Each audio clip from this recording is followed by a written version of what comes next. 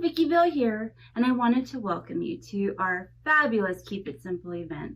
We are thrilled that you are here, and we know it's going to be so much fun. This release is all about adventure, where you are going to fall in love with these adorable characters that are all dressed up in animal costumes, ready to play and explore. We hope that you have so much fun at this, so let's get our scissors, our glue, and let's get to crafting.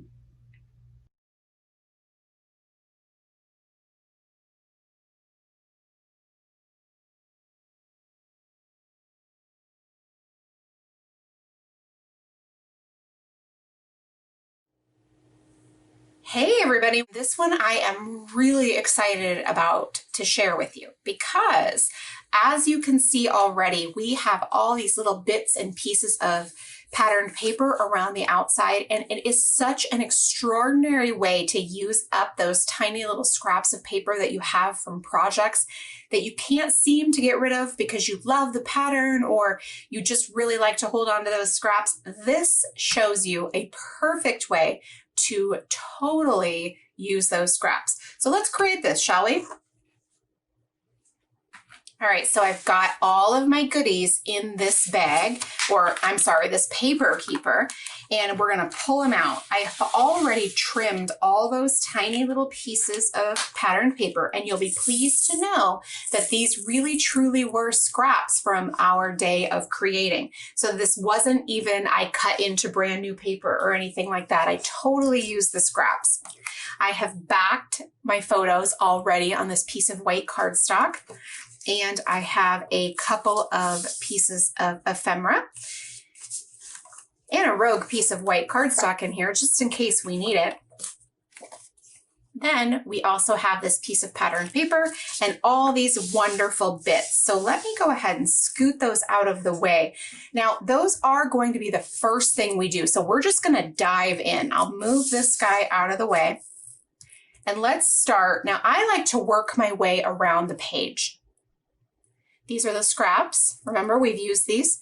Now, there's not going to be a whole lot of rhyme or reason. I'm going to try to explain them to you. Each of these strips are either 2 or 3 inches wide.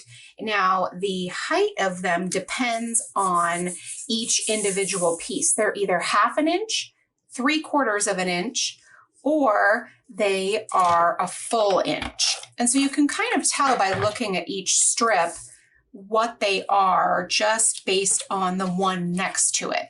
So for example, you can see these two. This one's a little bit thinner than this one. And so this one is 1 inch. This one is 3/4 of an inch, because then we will in just a little bit get into the ones that are only 1/2 inch thick. And you can see how that is. See that? Half of that one. So it really is just an exercise in not only placing the patterns around the page so that you get a nice visual triangle, but then also varying them as well. So for example, let me find the next piece I need, which is this purple. And then we also have the pink one too. So I'm just going to layer these together. You could absolutely have trimmed a thicker one and then one thinner one on top. I didn't. I just did 2 thin ones together because I thought that was kind of neat. But I'm going to also, so I can do a little bit of layering, I'm going to do this plaid one first. You'll see what I mean in just a minute. So what I want to do is I want to have the purple one overlap it just a tiny bit. So I'm going to add this one right here. Because again, this is not only about the varying sizes of the paper, but it's also a little bit about the overlap to create the texture. So now this one, I'm going to try and layer it a little bit underneath this guy so that then I can just have it not quite as wide as the purple. And I could theoretically just trim it off if I wanted to, and that would be a perfectly fine option. I'm just not going to do that here, but if it was that, like you really wanted that, you could absolutely do that too. So now we have some of these blue with the stars. How pretty is that? Just such a great night sky. Add some adhesive to the back. I'm not going crazy with the adhesive, by the way, because I know that I'm going to add some machine stitching around the outside. So I don't need it to be like the most adhered down thing ever. I just need some adhesive to stick it on there. All right, so I've trimmed that edge. And then we're going to move on with a piece of yellow. So now remember, make sure to kind of watch the different way we're adding the pattern papers, because like I said before, I'm trying to make sure that a few of these pieces have a couple of nice visual triangles as well. And you're really able to get that with some of these fun colors.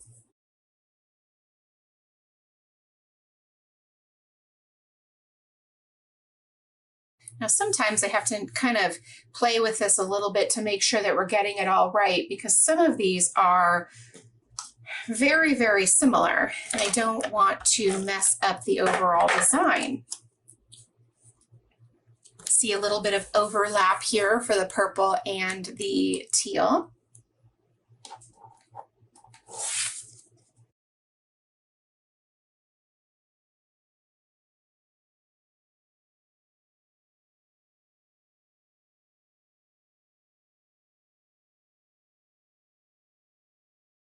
So now you can see already, right here, we have the triangle between those three yellow pieces, right? I just think it's such a neat way to keep a lot of interest without adding an embellishment at all yet. And we still have really fun design elements here. Now, again, we've done the exact same thing with the plaid. So see if you can find the visual triangle with that plaid. Cool, right? All right, so now let's add this turquoise right here, and we're not going to overlap it. Now what we're going to do next is we're going to take this blue guy and the green guy. I'm going to start with the green, add it right here, and then I'm going to see what I can do. Yeah, there we go. That's awesome. Got a little bit of overlap, not too much, and then I'm going to take this one pink piece and overlap it some more. And just adding a couple that are overlapping really changes it up and makes it feel a little bit more piecey versus super consistent. That's why I've also varied the widths or the heights of the pattern papers to make it feel a little bit more random and less planned out this way.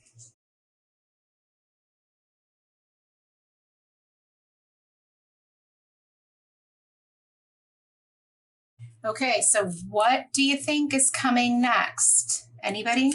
Anybody? That's right, let's add some machine stitching. All right, look at that. The stitching just adds this detail. It's not crazy, it's not overwhelming, it's super simple, but it looks fantastic. So now what I'm gonna do is I'm gonna take my photos and I'm gonna mat them on this piece of patterned paper. Cute, right? All right, so we will add that right here. I love it, and I love how this bright red guy pops thanks to that yellow paper.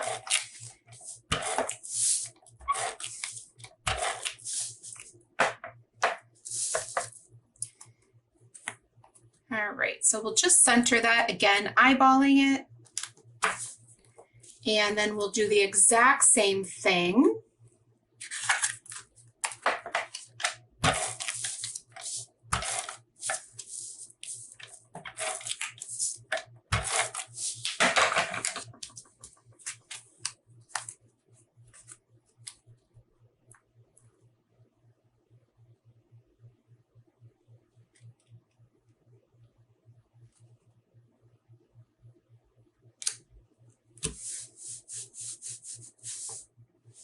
Okay, now it's time to adhere our heart. Just add a little bit of adhesive on the back, and we're going to keep it right here in the center. And then add this feather on top. So it adds some dimension and some layering, but it's still super flat and looks great on the page.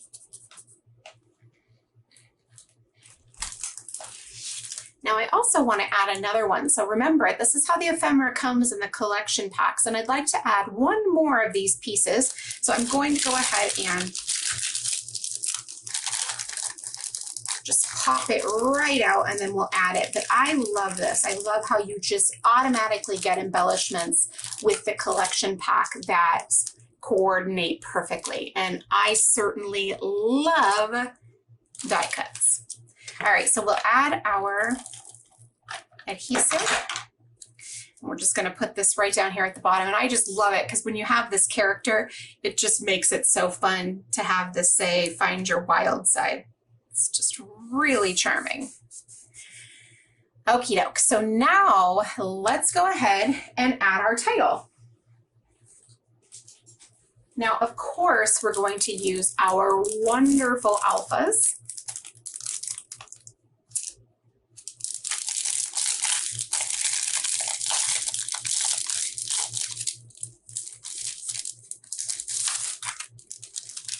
Because they're basically the cutest.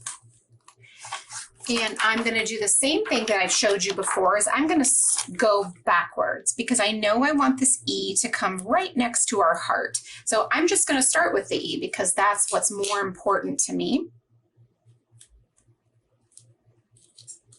And working backwards is no problem at all. Now, if you have any trouble, sometimes what I do if I'm just stumped on spelling it backwards, and not because I can't spell it, but like, you know, your just brain is fried or whatever, I'll just write it out so then I can follow that along. Isn't that so cute? I love it. I love how it coordinates so well with that heart. It looks amazing.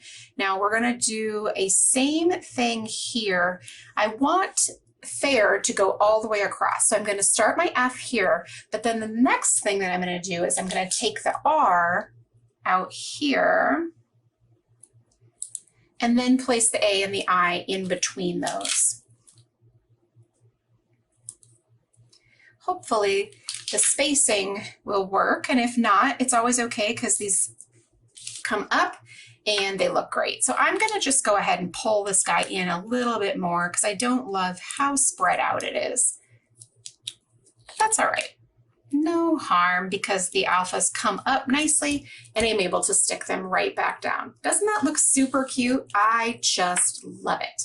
So now we can go ahead and take our buttons, remember these guys, and add some really fun elements. So what I want to do is I want to look like the buttons are cascading down the page. So I'll start at the top and work my way down.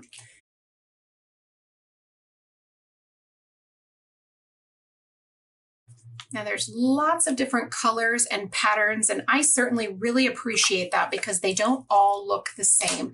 You're able to get a wide variety of colors and patterns in one package, and that's really nice as far as I'm concerned.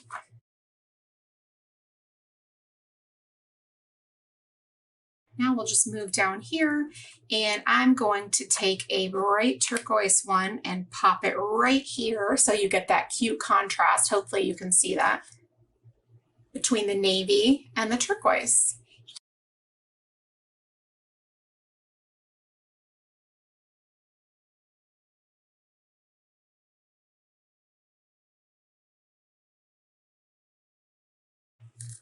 Looks amazing, am I right? Oh wait, I think I should add one more. All right, let me think about this. Let's add one more of our cute little buttons. Let's go ahead and put a little guy right there.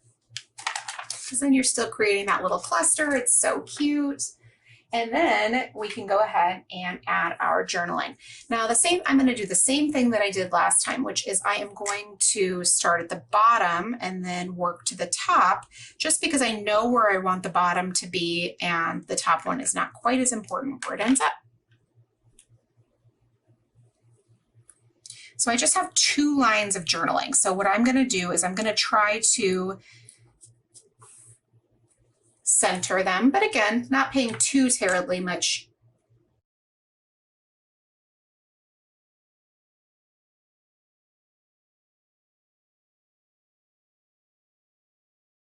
Great, right?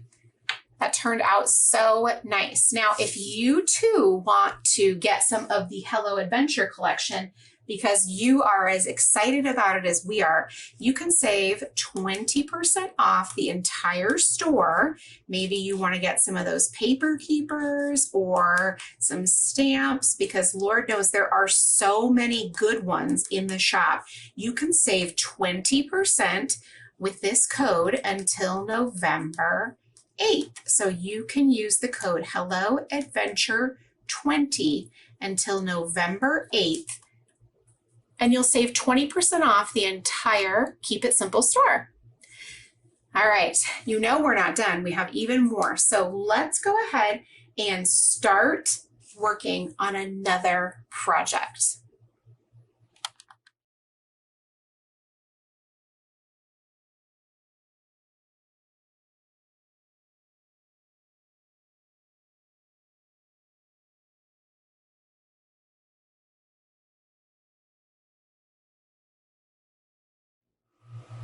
Hey there, let's make something a little bit different, shall we?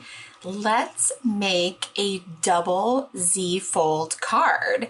I have one right here that I have all ready for us to make. Look how fun that is. Don't you love it? You open the card up and you've got a fun surprise, plus all of our adorable little critters. So let's make it, shall we? Okay, so I have pre-trimmed all of our items.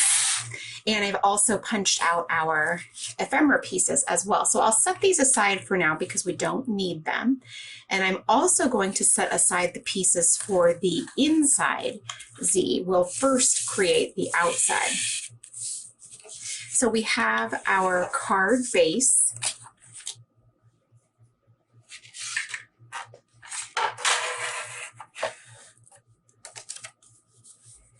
It's a 4 1/4 by 11-inch card, so a piece of white cardstock cut to those dimensions, and we're going to score it at 2 3/4 inches and 5 1/2 inches.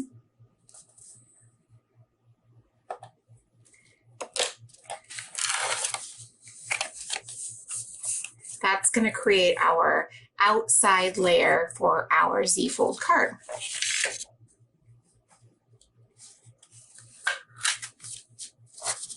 So then we have this navy blue graph paper, and we will adhere that to each of our pieces, or each of our sections, I'm sorry.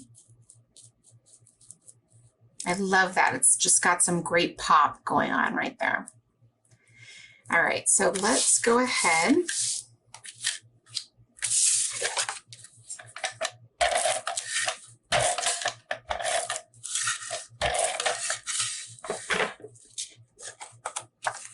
I'm just going to square these up. They don't need to be, just center them in the card base. And then I'll do the same thing with each of the other 2 sections.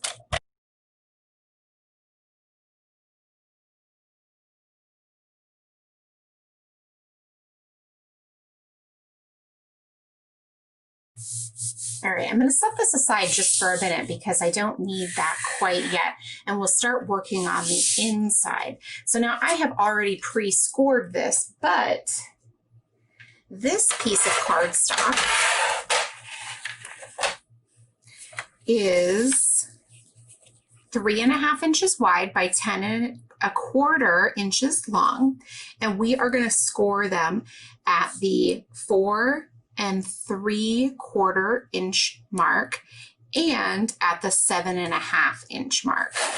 So we will score those there, and that's how we get the Z fold for the second piece. All right, so we're going to do a similar thing that we just did.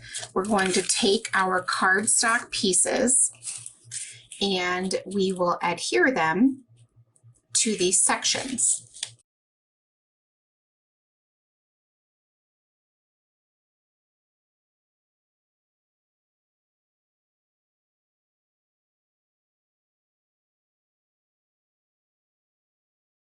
Okay, so now we're going to make a little pocket as well. So you could slip a tag in there or a gift card or anything that you are enclosing for your recipient. So we have a 4x6 piece of this blue watercolor paper, and we are going to add some score marks to this. We are going to add the first one at the 1 5/8 mark. So that's right here. And then we're going to add the second one at the 4 1/4 mark right there. Then we will pivot the card around, and on the wide side, we're going to score it at 3 3/8. Now don't worry if you don't have this. This is all included in your materials, so you don't have to have those. So I'm just going to go ahead and fold these down.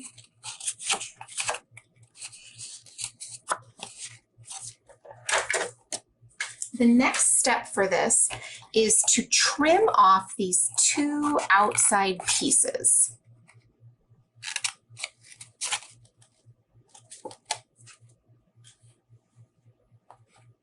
And with the score marks there, it makes it very easy to do. It gives you a natural line to cut upon. We're also going to trim these corners off. So I'm just going to trim off the corners right there. Again, it doesn't have to be precise.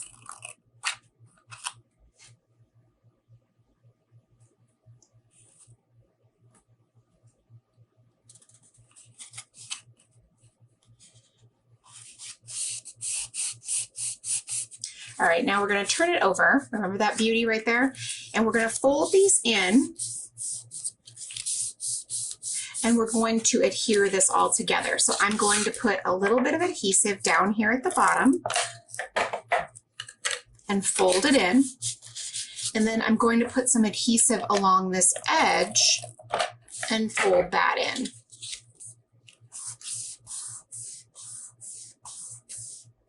Now, the next part that we're going to do is I'm going to take this 1-inch circle punch, and we are going to punch this,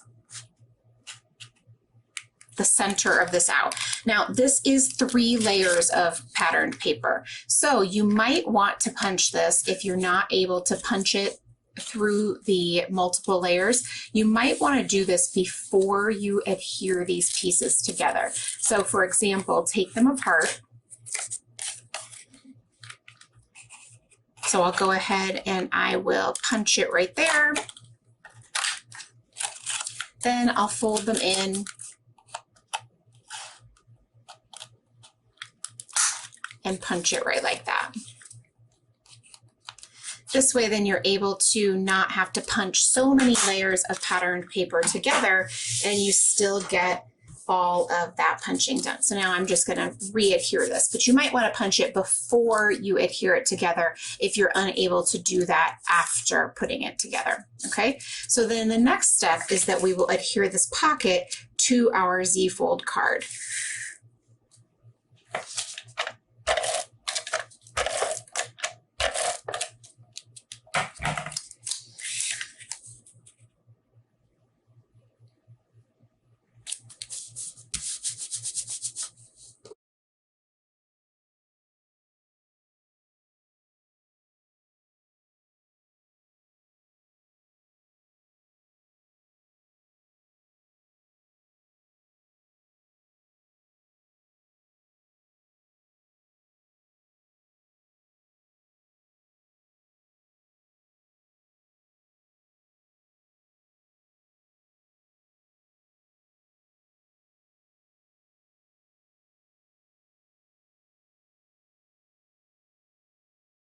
That's adorable. I love that pop of color from the twine too. That looks super cute.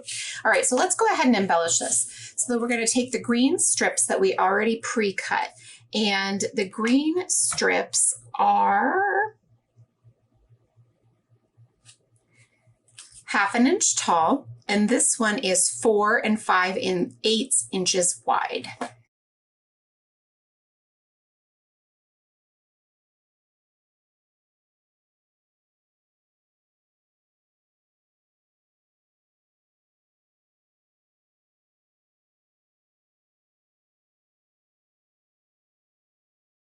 So now we can start to add our embellishments. I'm going to work my way from right to left. I have this cute little die cut right here, and I'm going to just put that right there.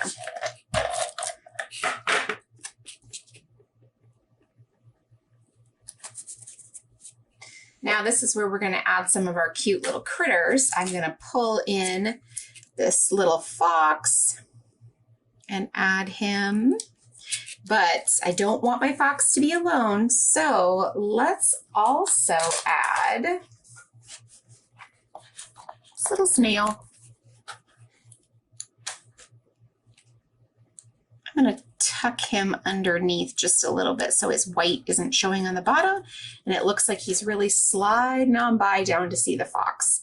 All right, so let's move on to the middle. So I'm going to first take my puffy stickers. Cute, right? And I am going to use the little rolled up sleeping bags and add those right down here.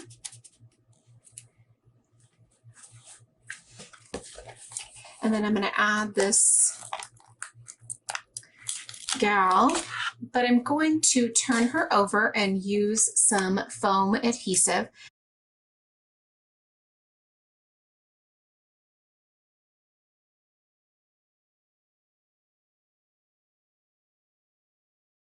All right, and then I'm going to add her right here next to her sleeping bags.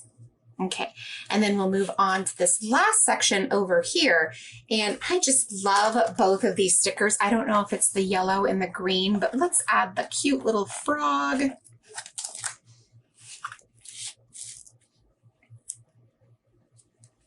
And then of course the fire, because obviously we're roasting marshmallows.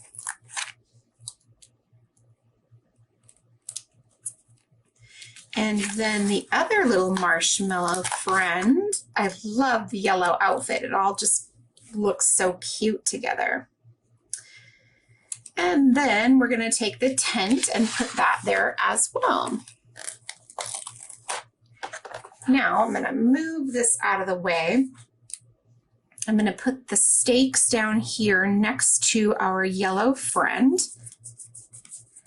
And then I'll turn this over and just cut that edge off. Adorable, right? Well, we can't quite be done. Let's add a little bit more.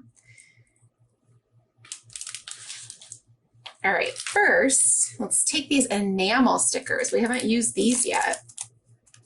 And let's create the night sky. So I'm just going to add a little scattered stars and the moon.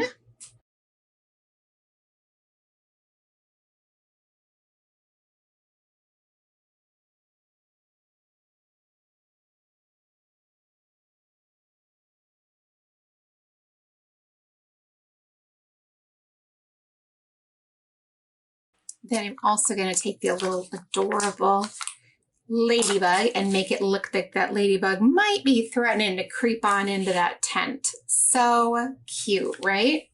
Okay, so now let's assemble these two pieces together. So I'm going to put some adhesive on the back of this. And then center it height-wise.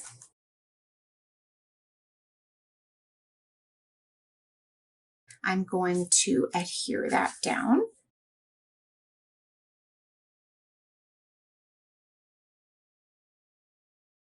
We have our Z-fold card. Fun, right?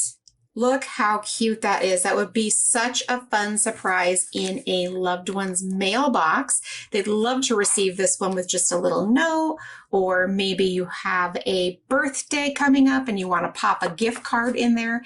Either way, super cute, really interactive, and not too difficult to create. So don't forget, I have all of the measurements that you need to make this card, and you will find that below. We'll link that up for you in case you missed it. And let's make another something that's just a little bit different, shall we? Let's go do it.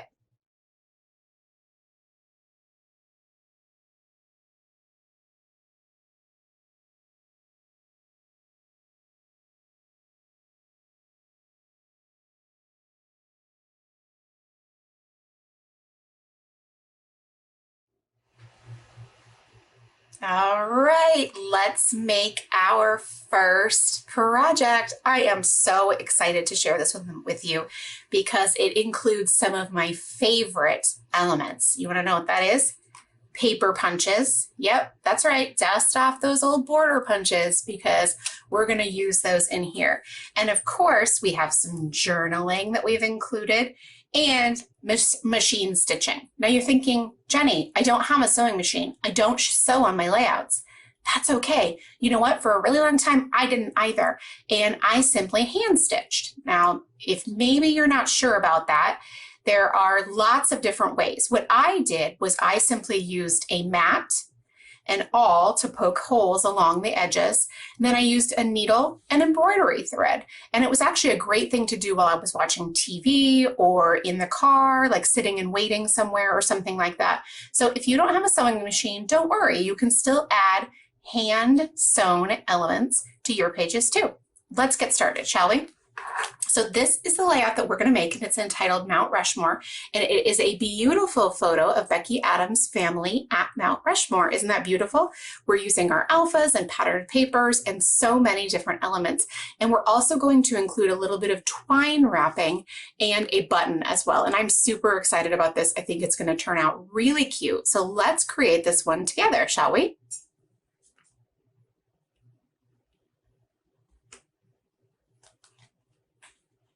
Alrighty, so the first thing that we are going to do is I'm going to take out all the supplies out of my paper keeper. I already pre-cut everything and placed it in here so we could work on this together without having to cut and those types of things. Now, I don't know if you have any of these paper keepers at home, but I absolutely love them. They're a nice heavy-duty plastic. They have a gusset on the side so that you can stuff them really full, and then they have a sturdy snap as well. And I've got to tell you, if you wanted to do some pre-planning for the crop, you could absolutely use these guys to pre-plan your pages. They are fantastic. Alrighty, so let's pull out all these elements that I have cut for us, and we'll talk about each one before we get started. I'm going to place my paper keeper aside. All right, so we have our photo, and I already matted this on white cardstock. That's it, nothing else, nothing fancy. I have a background piece of white cardstock. I have a piece of plaid paper, and it is 4 3/4 inches by 8 inches. Now, we will be sharing all of the information on the sizes and the steps for these, so don't worry if you're not able to keep up, but I'm going to try to do this at a pace so that everybody can keep up. I'm going to try. That's the back. Isn't it super cute? How could you decide which side to use? But we're going to use the plaid side. Now, this is that awesome strip. How cute is that, right? So what I used was a Fiskars border punch. Anybody have any of these border punches still in their stash? Come on, weigh in below. What's your favorite one? I love this one. It just adds this really cute scallop, and I was super excited to use it for this particular layout. So we have that strip. We have the branding strip. Genius, right? Isn't that awesome? Because now you can use those strips on your layouts because they have a really pretty pattern on them. We also have a slim little piece. I like this pattern a lot. And the back is just a beautiful, rich watercolor blue. And then the other popular buffalo plaid. Look at that too. I love that as well. I mean, that's what I'm telling you about this collection. The patterns are all so incredibly beautiful. It's hard to decide which ones to use. I also have my journaling, which I will need to cut up to add to the layout. And then we will also be using our puffy alphas. Cute, right? We're also going to use our stickers, but I didn't put those in the box. So we will get started. So let me go ahead and move these items out of the way so we can get down to business. Now, the first thing that I'm going to go ahead and do is I'm going to add this strip to the bottom. Now, remember, this is the branding strip, so all I need to do is just adhere it. I'm going to use my Scotch ATG gun. However, you should use whichever adhesive you're most comfortable with for paper. I like the Scotch ATG gun. It's inexpensive for refills, and it's really strong. So I know that these aren't going to fall out in my page protectors. And yes, I have had that happen over the years with less sturdy adhesives. Now I'm going to take the top, cute, right? I'm just going to add a little bit of adhesive in the corners. This is just how I always add my adhesive. Sometimes for a bigger piece like this, I will go ahead and add just a little bit in the center as well, but I don't think it's really needed. It's just something that I do. Now I'm going to line this up in the corner. Make sure that it's straight across the top. Voila, now we've got a nice base for our page. So the next thing that I'm going to do is I'm going to add my little scallop strip. Now again, this is one of those things that you're going to want to use whatever adhesive you're most comfortable with. However, this is a 1/2 inch wide when not punched. So I trimmed a 1/2 inch piece of paper and then I punched it. So if you're just using a 1/2 inch piece of paper, that's awesome, and you can probably use your tape runner. Now these little pieces, it's small, okay? So I'm going to use my ballpoint tip glue pen. You should use whatever glue you like for small spaces if you've used a border punch, but this is the one that I'm going to use. I'm not going to coat the whole thing. I will do the ends and then a few select spots in the center to adhere this to the page. I don't need to go crazy or anything like that. I'm just going to add a little bit and then that will adhere that right here. And side note, this pink strip that we used is genuinely probably my most favorite. I absolutely love it. All right, so we're going to place that right up against the buffalo plaid and just make sure that it's nice and adhered. Looks great, right? I love that pop and that contrast between the two colors. Now the next thing I'm going to do is I'm going to take the plaid paper. All right, so let's adhere the photo to this. Again, I'm just going to use my ATG gun, putting some adhesive in the corners. Oops. All right, so now you can see that this creates a little mat, right? So I'm just going to center this, leaving some room at the bottom. Okay, so now the next step for this is I'm going to tie some twine around the bottom in like a few different layers.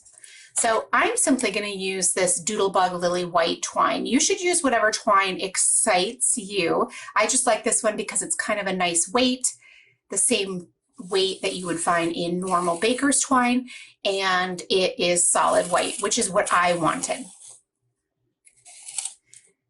Now I want to make sure that I can wrap this around a few times and still tie my little button over here. So I'm going to make sure that I have approximately enough. I'd rather have too much than not enough. And then cut this off. Okay, so now I have a little bit of difficulty tying typically, but luckily since I just did that, I was able to, look at that. It's all done for me. Hooray! That never happens. So what I'll do is I'm going to tie this once just to give it a little bit of stability. Then I'm going to take my button.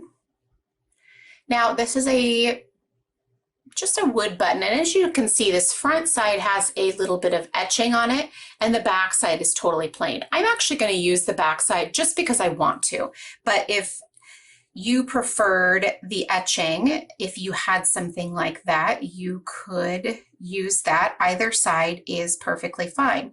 Now I have a little bit of trouble with twine in general, so if this takes me a little bit longer than it would take you, please forgive me. I'm just for some reason not very adept at using twine.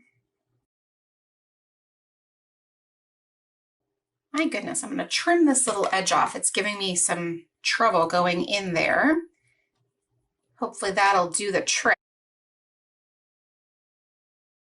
Alrighty, so now I can pull that taut, and then I'm just going to add a couple of little knots here to keep this secure. Now you could not tie this with the twine. You could absolutely just use hot glue gun, a little dab of the glue, or you could just use a glue dot as well if that was preferable to you. I'm just tying it because it's easy. Well, actually it's not easy, is it? Well, I didn't need to pull anything else out. Let's say that instead. Alrighty, so now we have this little section. He's all ready to go. So what I'm going to do is I'm going to put my adhesive on here and adhere it to my page. So same thing as before. I'm probably going to stop telling you about my adhesive because I think you all probably get it.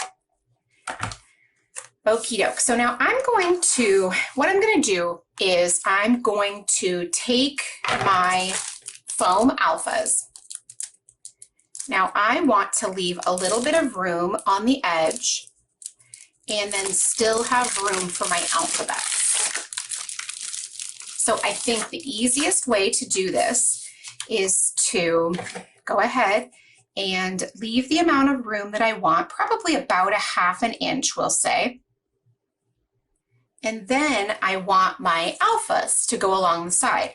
So I'm just going to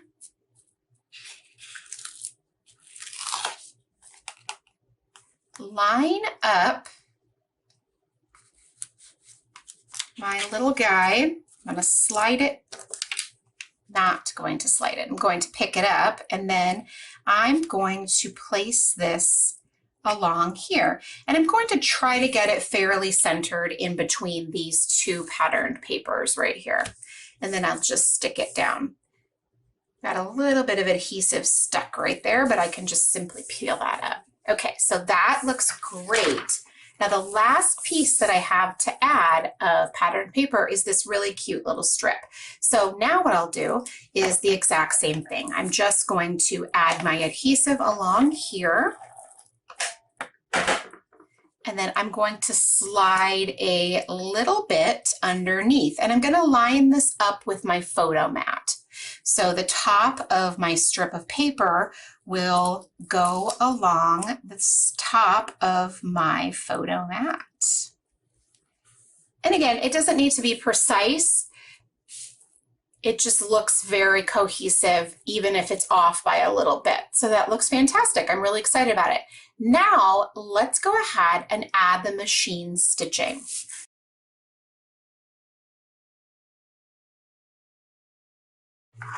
All right, look at that. We've got our machine stitching, and there's something I want to tell you about machine stitching. One, if you don't want to add it, don't like it, don't have a machine, don't worry about it. It's not necessary to the page at all. It's just one of those little additions. It's a little detail that really makes the page, I think, feel a little bit more polished and complete, if you will. At the end, it makes me feel like the project is just done.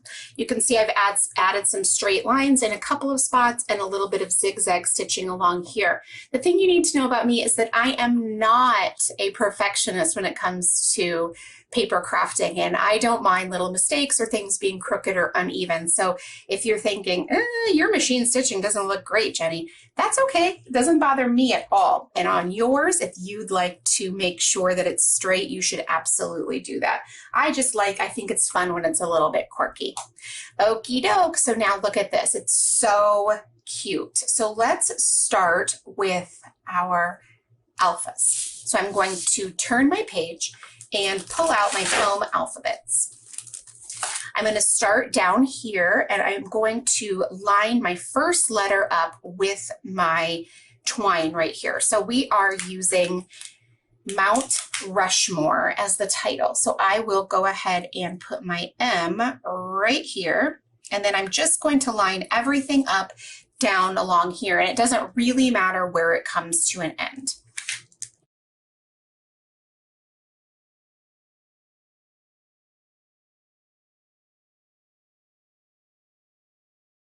Now, the next part in the center is that we are going to add this really cute little ephemera heart, and this is from the Flip Sides pack, and we're going to adhere that right here with a piece of foam adhesive. Now, everybody seems to have a favorite foam adhesive, and so I'm just going to use one of the squares of mine, and I will add that.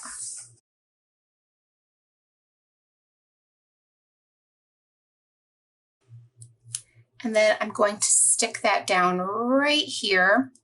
So cute, such a really fun little detail. And then I'm going to add the R right underneath, just the tiniest little edge. Super cute.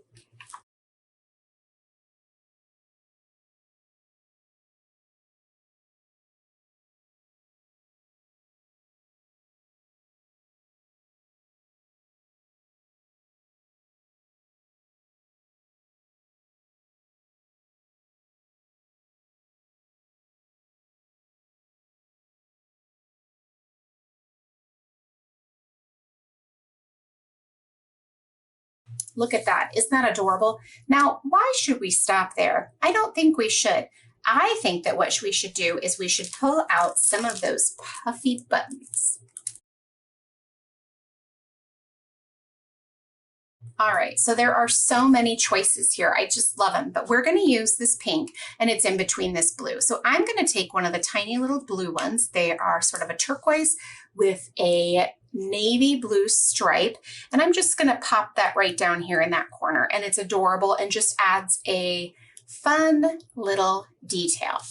Now, speaking of details, let's flip around and move some of these items to the side.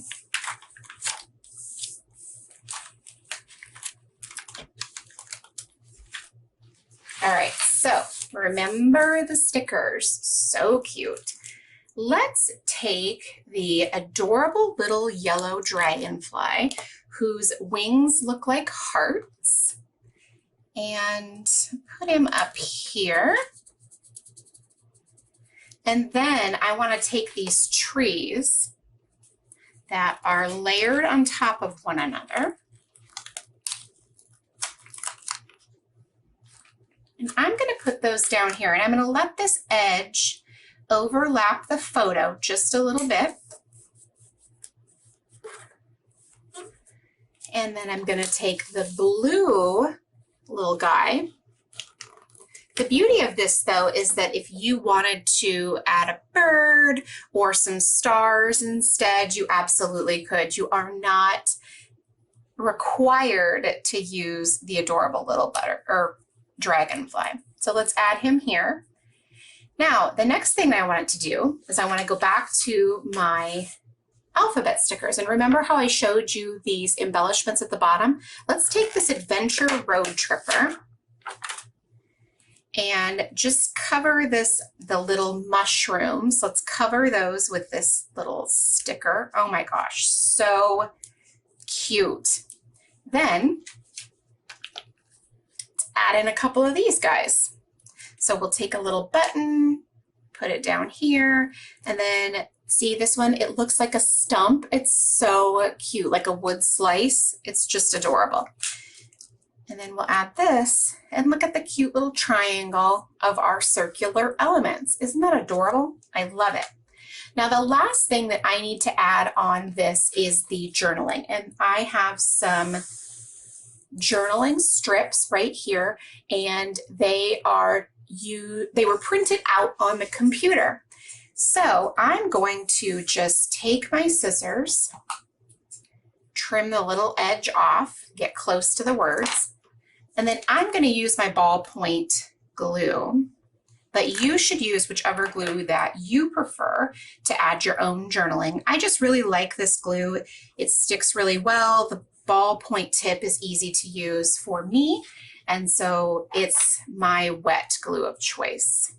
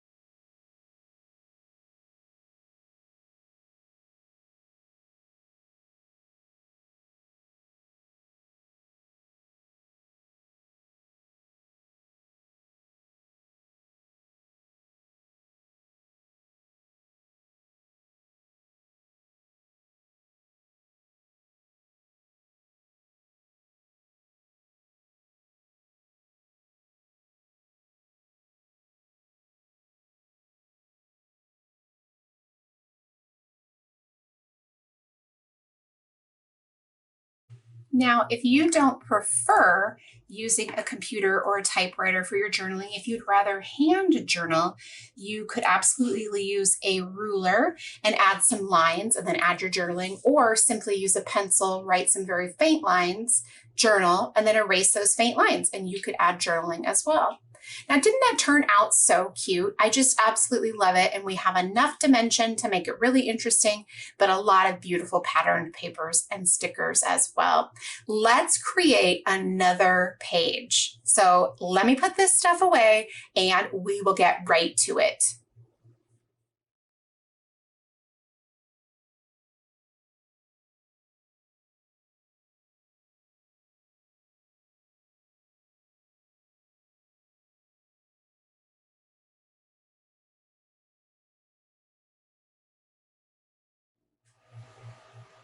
Alrighty, how about some cards? Yes, we love cards too. How about this really adorable Let's Explore Square card? It is so cute. It's got the dimensional alphas on it and the heart too, but then a lot of flat embellishments as well. Lots of layering, so many fun patterns. Where do you look first? I myself am drawn to these little critters right here, but I'm curious which part draws you in at first glance. All right, so let's not delay. Let's take a look and make this card, shall we?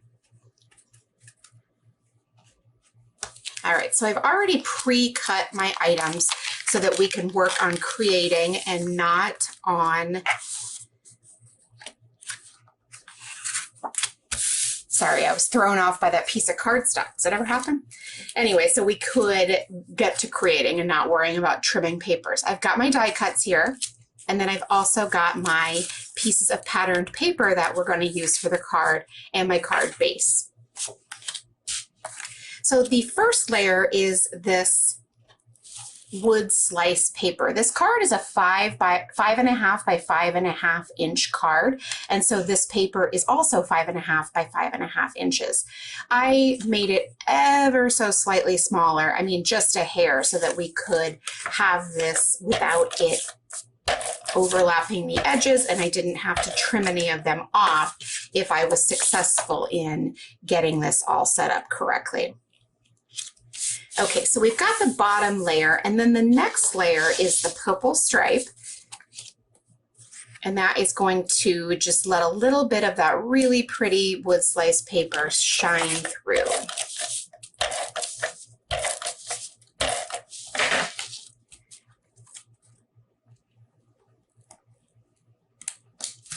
Our next layer is the white graph paper, and we haven't used this guy yet, but if you'll look on the back, it is a really beautiful, rich brown wood grain, and it's got the hand-drawn wood grain. I love it. So I'll adhere this down.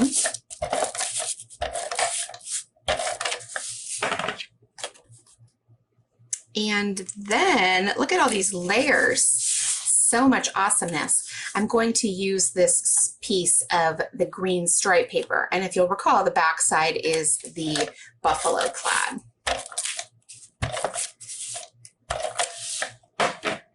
All right, let me remind myself where the opening is. There we go.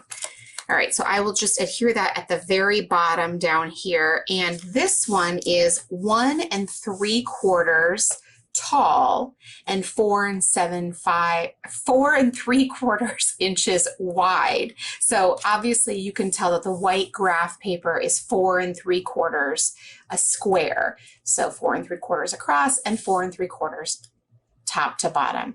And the purple is 5 inches square. Okay, so now we've got our amazing base. I think that what we should do is, I think that we will start with our alphas. So I'm going to pull back out, remember these guys? I'm going to start over on the side right here, and we're going to go a little bit closer to the bottom than the top.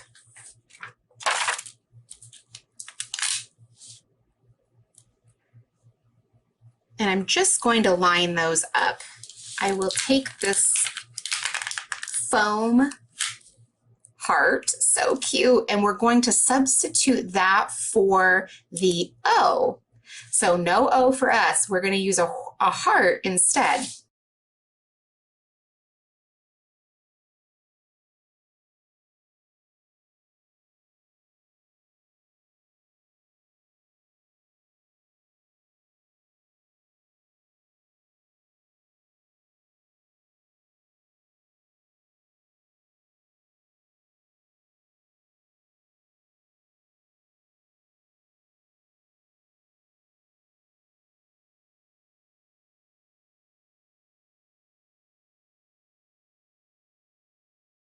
So there we go.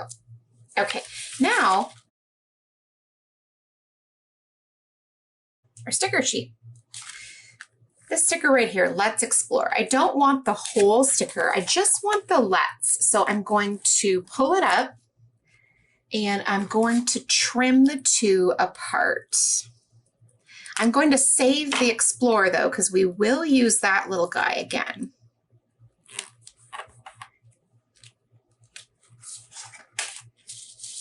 All right, so I'm going to just push this right up against my alphabet stickers right here and let that be overlapping the white and the green a little bit.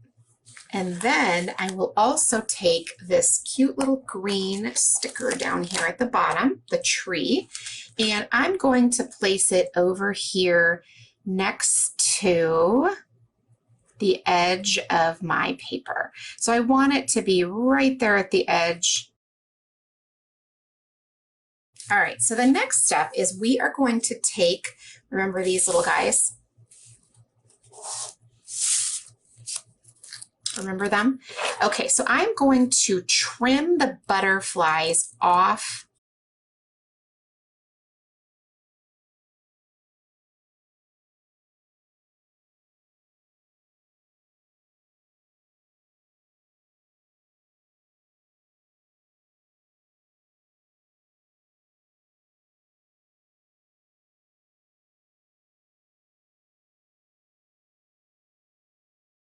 And we'll do the exact same thing with this little brown bear, I believe.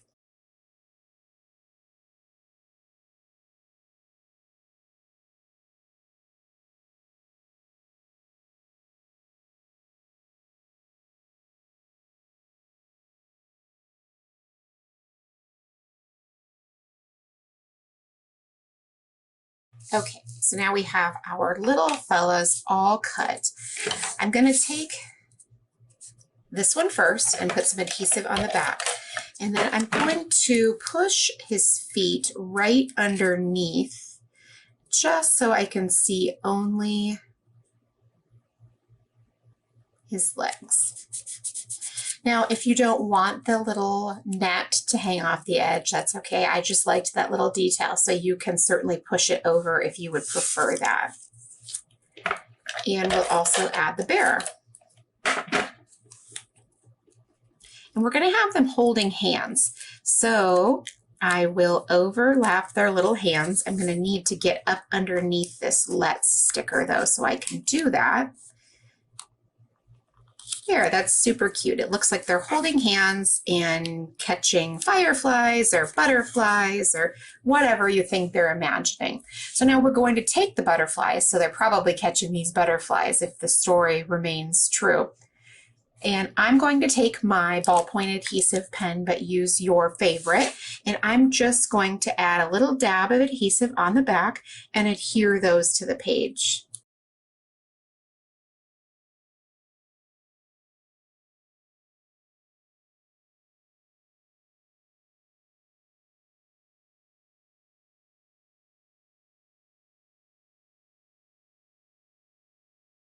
All right, so last but not least, because I mean, you know how I love the little puffy buttons, let's add one of these little guys. I'm going to take a yellow one and just add it right down here to the heart. And it's just going to add a little bit more interest on my title and make this super, super cute card. Isn't that so fun? Have you had a chance to play along with us yet today or pick up the Hello Adventure collection?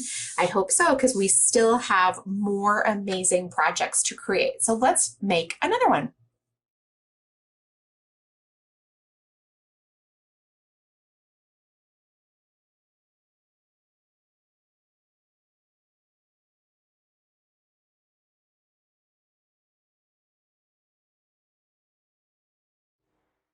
Who's ready to make something a little bit different? I know I am.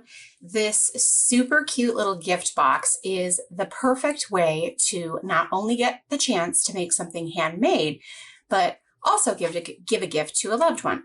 So for example, you have all this pattern paper and some embellishments, maybe just some scraps or some leftovers. You can still make something adorable to give as a gift. And that's what we're going to do here today. Super exciting, right? So look at all the cute details on here. That fox is adorable, the perfect gift tag, a bow, wrapping, and a box.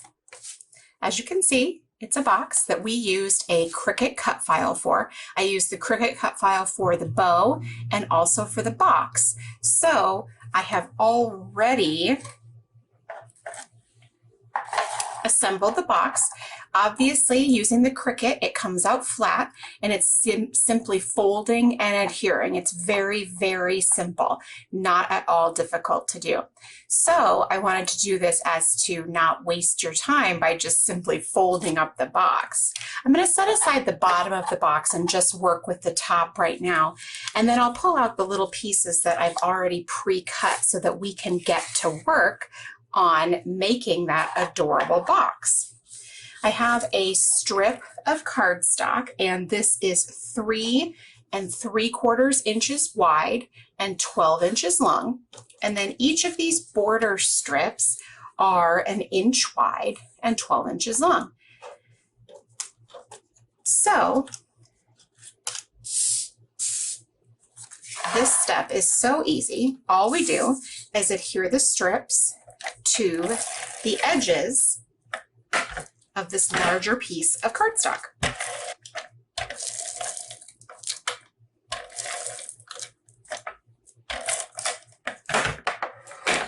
We're going to put the little purple edge on the outside, and I'm just going to line that up in the corner and then make sure as I am pressing it down that it is stuck on the edge.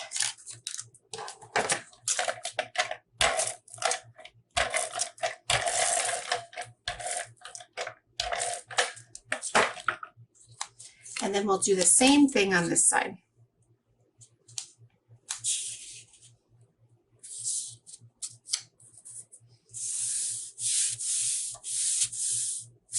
Now this next part is really quite simple because it's literally just adhering this strip to the box. So as you can see, it fits so nicely and it's going to fold over well. So I'm going to add a strip of adhesive in the center just so it stays on the top, and then a tiny bit more along the edge so that it stays when I wrap it under and around.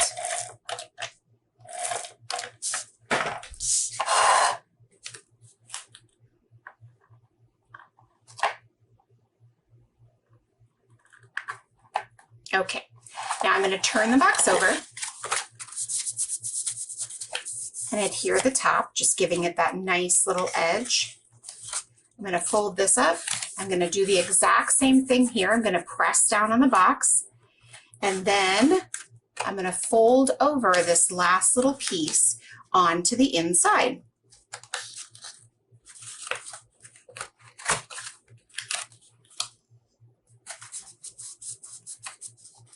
I find this is the easiest way to get it to stick by putting some pressure on the paper, because obviously we're just pressing down on the desk, and so we're not harming the box because we're just simply going along with it.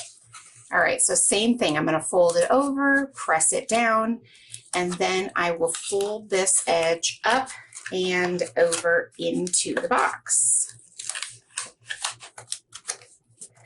And I'll apply the pressure right through here. Now, if you're not able to get enough pressure, you could use a clip like this one to hold it as it flies out of my hand, of course. You could just apply clips to make sure it stays nice and sealed. And obviously a bigger clip would probably be a little bit better, but this is what I had on hand. Actually, I just found this one. So something like this, you could just clip it to make sure that your adhesive sticks and it doesn't pull up while you're finishing some of the rest of the details. All right, so now I'm going to set this aside. We have this bow. This is also from a Cricut cut file, and it simply makes 3 pieces that are so easy to assemble together. So as you can see here, there's the back side. All we have to do is roll over this and adhere it to here, and roll this over and adhere it to here. So I'm going to place a little bit of adhesive in the center. And then I'm going to place a little bit of adhesive on top of that piece.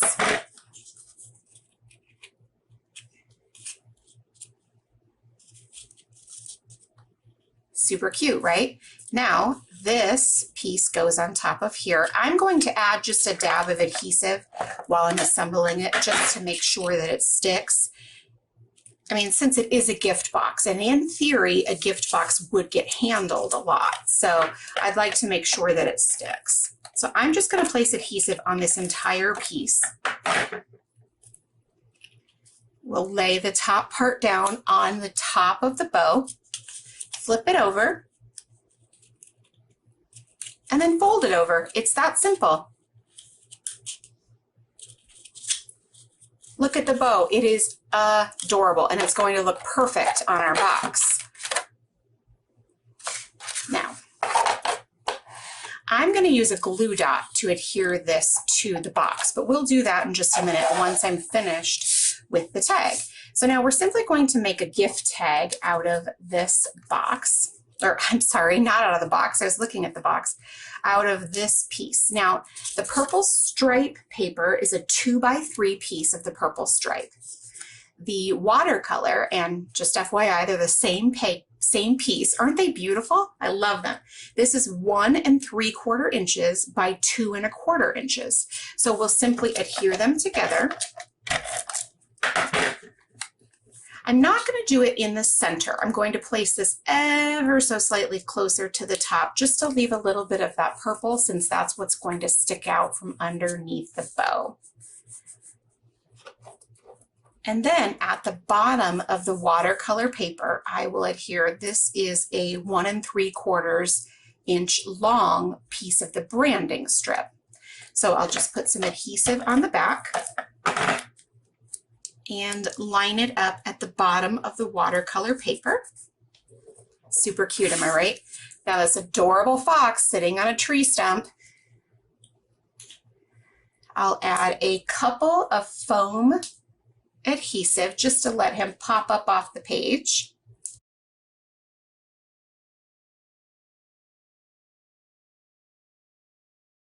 And then we will adhere him right in the center of that. So cute, am I right? And then I have already printed out my thank you sentiment.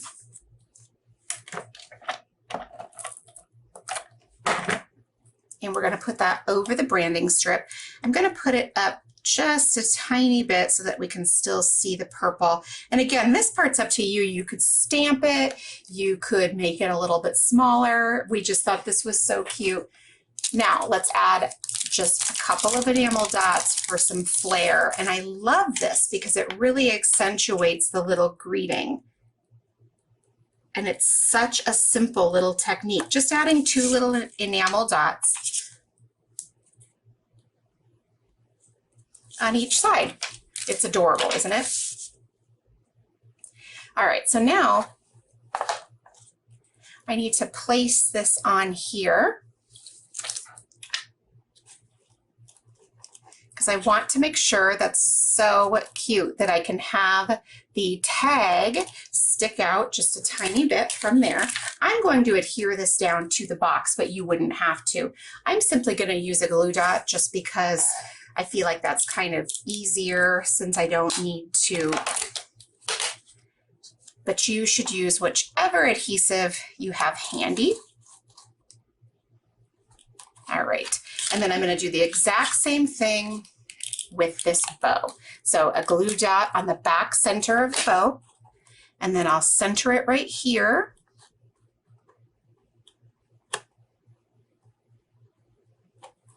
And voila! Now we have a box that is perfect for all of your gift giving. Now, don't forget, if you'd like to shop in the Keep It Simple store, you can have 20% off with the code HelloAdventure20, and that is good until November 8th. We are so happy you chose to join us here today, and we really appreciate your support here at Keep It Simple and from Scrapbook Expo as well. I hope you've been enjoying all of the at-home events, and we can't wait to see you again really soon.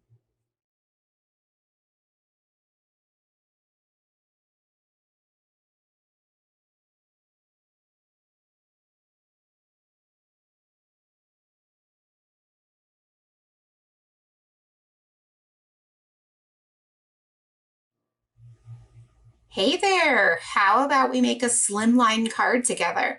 I know they are all the rage right now and everybody loves Slimline cards, and why wouldn't you? So it's super exciting, especially when you have a card just as cute as this one. So let's go ahead and make it. I'm gonna set it aside. I have trimmed up a couple of the pieces, but to be honest, there's not a whole lot of trimming involved, but you know what there is? Stamping. We're gonna stamp our sentiment, and I can't wait because I absolutely love these stamps. Aren't they adorable? Look at the cute little fox and all the little critters. I mean, we are gonna have so much fun with this, but first, let's make our card. So I already have my card base, and then I have trimmed this purple sheet of cardstock into 3 1/4 by 8 1/4. So we'll just adhere that down.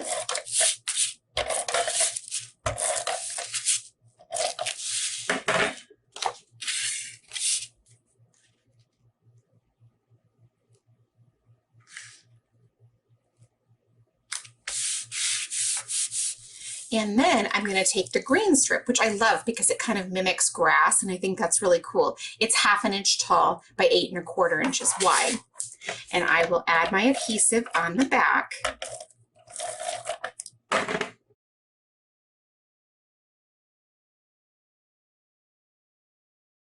Now let me go add some machine stitching for you. Be right back.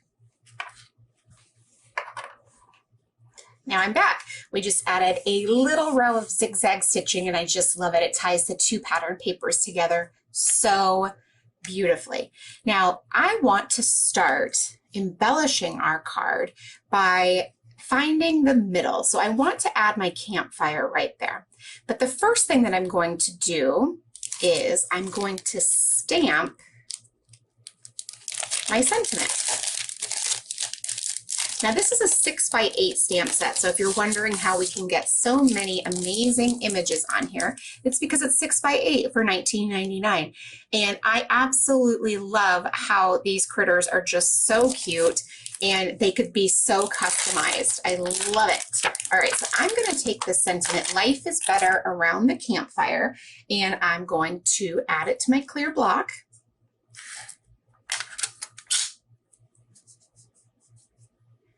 And I'm simply going to ink it up.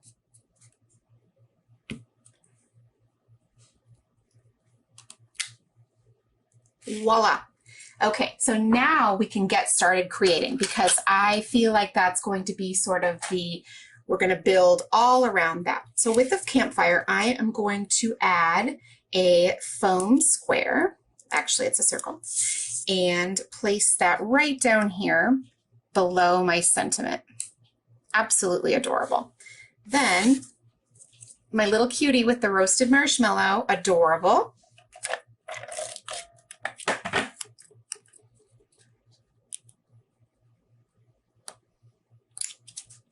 I love how my little critters and my fire are framing the campfire so perfectly. And the sentiment just all works together so nicely. So now let's keep building the scene. Okay, so we've got our critters and they are roasting marshmallows over a fire, but I mean, where are the flowers? Where are the dragonflies? Where's the trees? Well, let's add them. Okay, so the first thing I'm going to add is this tree. I love the little cluster at the bottom. Isn't that adorable? So I'm just going to put this right over here next to our Sly Fox. And then I will also, our little dragonfly with the yellow wings, right up here. So cute. Now, I mean, come on, we need another dragonfly. He needs a friend. So we'll add this fella over here. Now I'm going to take this little cluster, it's a mushroom and a couple of flowers, and I'm going to add it to the scene as well, but I'm going to use a foam adhesive on the back to pop it up and give it a little bit of dimension.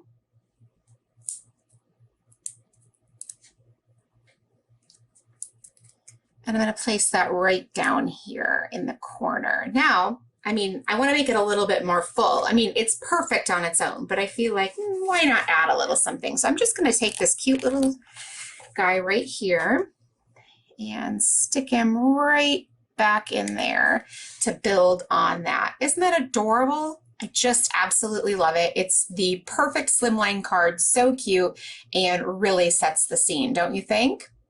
All right, well, stay tuned because I have even more fun for you.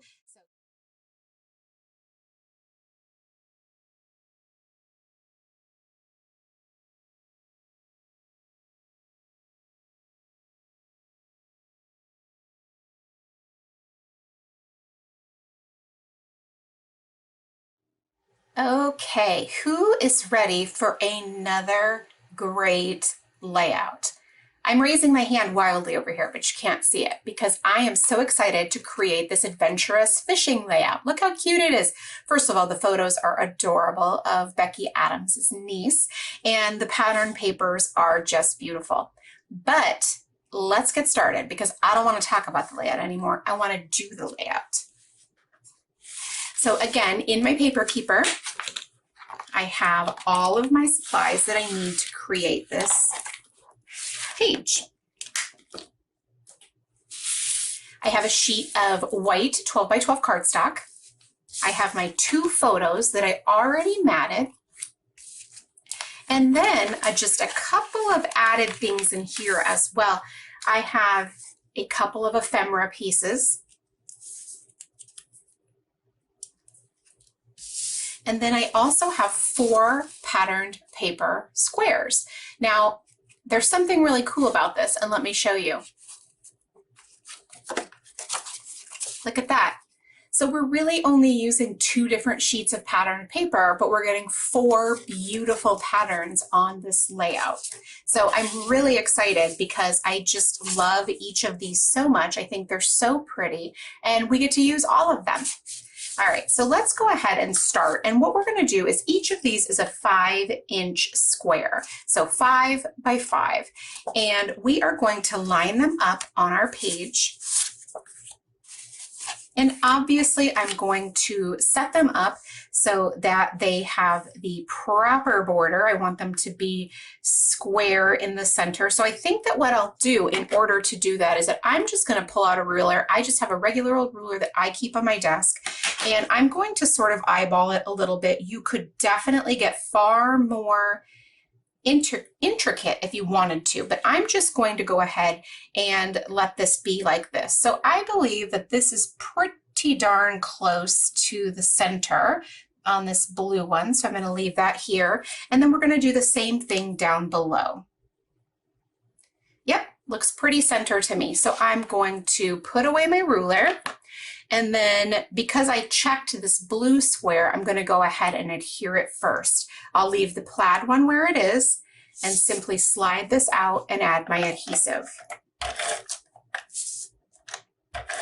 I am, as always, using my Scotch ATG gun because it is my adhesive of choice, but you should use the adhesive that works best for you. So now I will simply line this up right here, and I'm going to do my best to make it straight, but if it's a little bit wonky, I don't think in the end you're going to notice with all the rest of the cute elements. So I'll adhere the plaid one next, and I think that will make the other side so easy once I have these 2 squares down.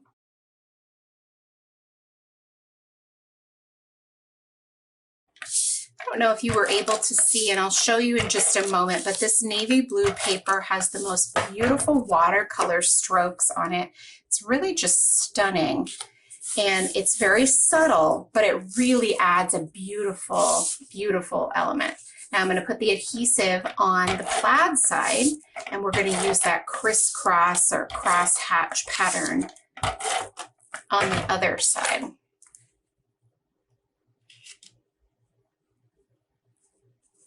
Super, super cute. All right, now the next thing that I'm going to do is I'm going to add the adorable photos. I would like them to meet in the center, and I want to keep this top left one a little bit from the top, so maybe like a ½ inch or so. But again, I'm just going to eyeball it because it doesn't need to be precise.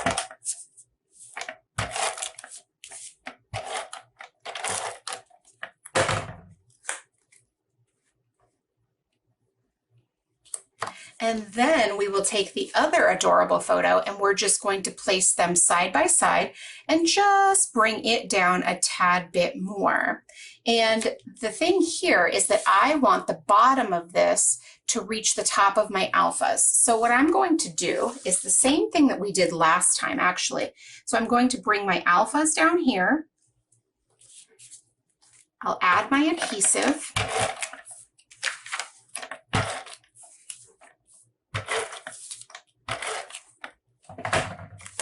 Then I can line these up and know exactly where to add my photo.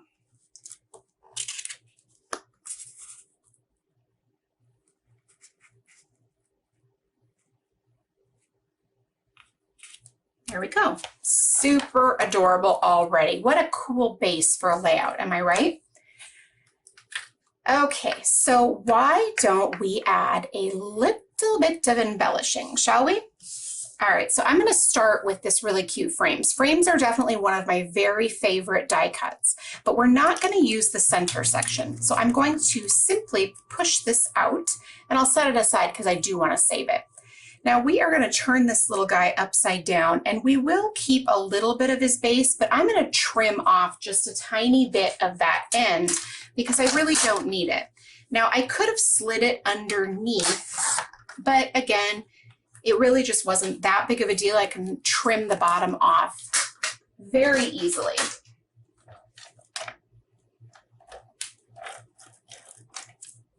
So I'm just going to add some adhesive to this guy. And then I will just have him meet in this corner. It's very simple.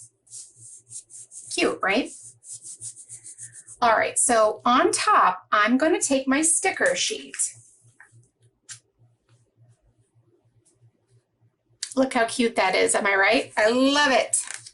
And I am going to pull off this adventurous.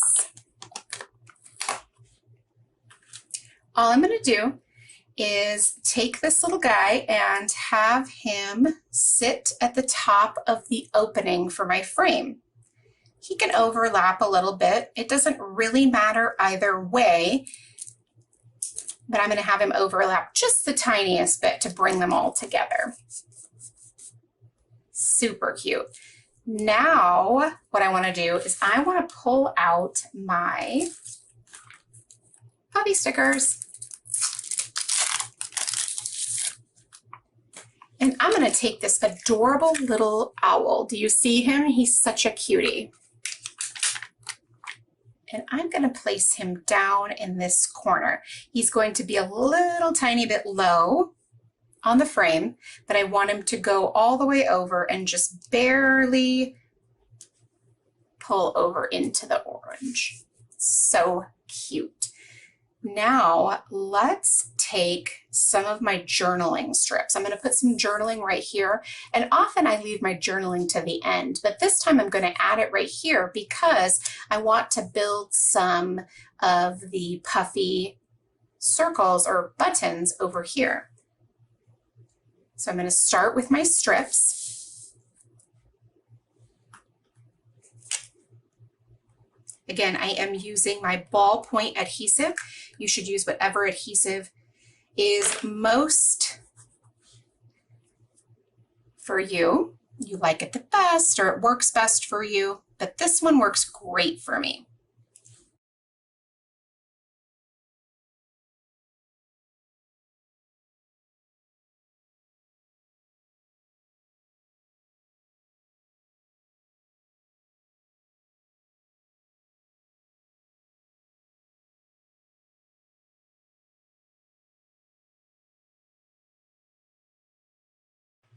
Alrighty, and then we're just going to pop this little guy out a little bit since we have the owl right there.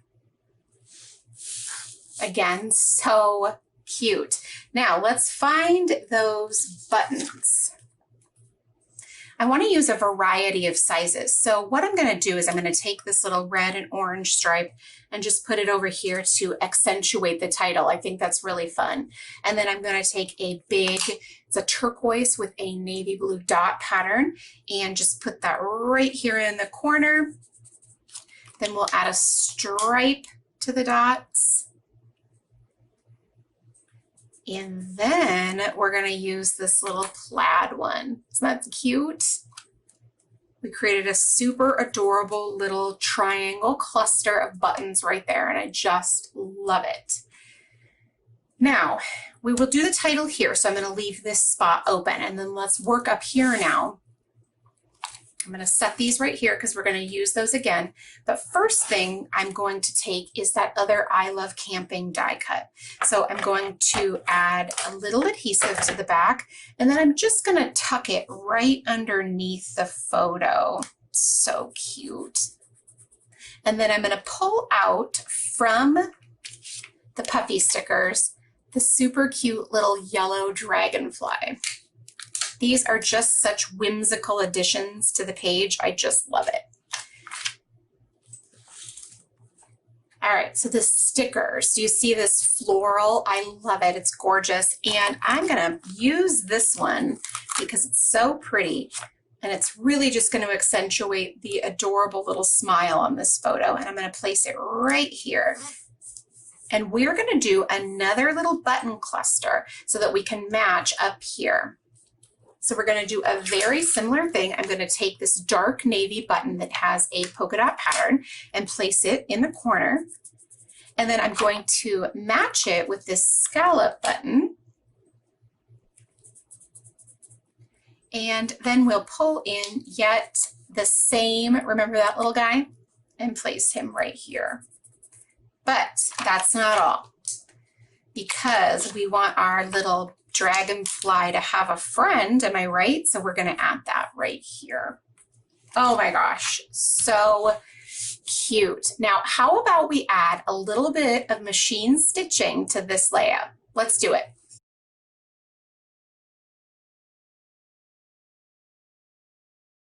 All right, so we kept it super simple, just with a stitched border around the outside, but I did add a little bit of the zigzag up in the two corners, so you can see kind of like our dragonflies and kind of like our button clusters. Super cool, right? Now let's add our title. So what we're going to do is we're going to take those amazing alphas. I'm going to start and work my way backwards with the G for fishing. And I'm going to add it right here at the end of my photo mat. And then I'm just going to work my way backwards. Now, obviously, your title for your layout might be different because you might not have fishing photos.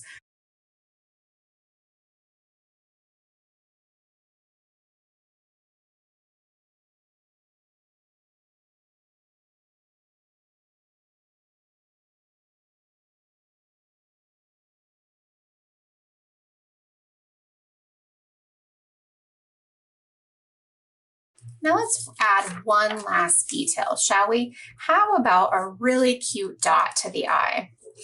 I think it's a great idea. So this adorable little heart, it's kind of wonky and I love that about it. I'm just going to use that right here to dot that adorable eye. What a cute page this is, huh? But you know, I have so many more projects for you. We can't even delay. We need to get creating more to share with you. So let's sit back, maybe get a drink, and let's get some more inspiration going your way.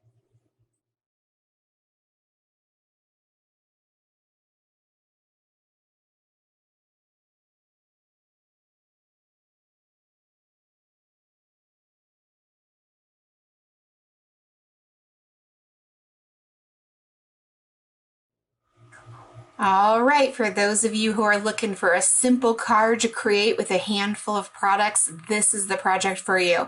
I have already laid them out here because I'm so excited about this one. It turns out absolutely adorable, but it's really easy to create. So let's get started. As you can see, I've already trimmed my papers. I have my card base, and then I've pulled out a couple of die cuts also. So I'm going to push those to the side while we start adhering our papers.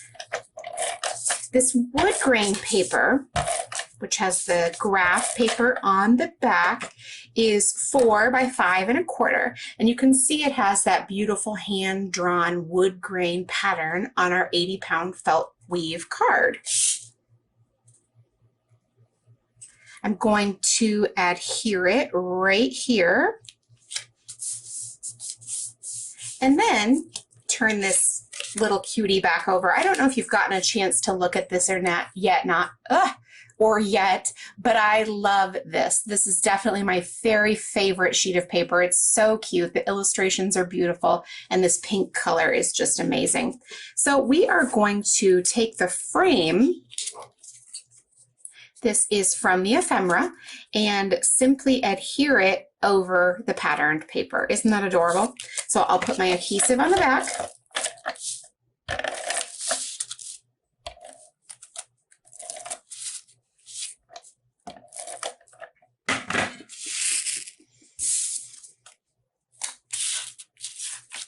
And I'm going to line those up so that you can't see the background paper.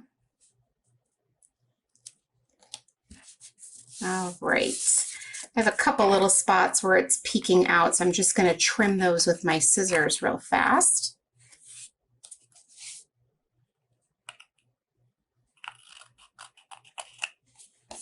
Alrighty, so now this is going to go on there. Look at that awesome contrast. Those colors are so pretty together. I just absolutely love them.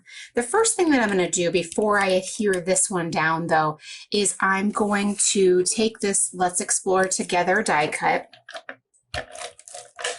and add it to this bottom section right here.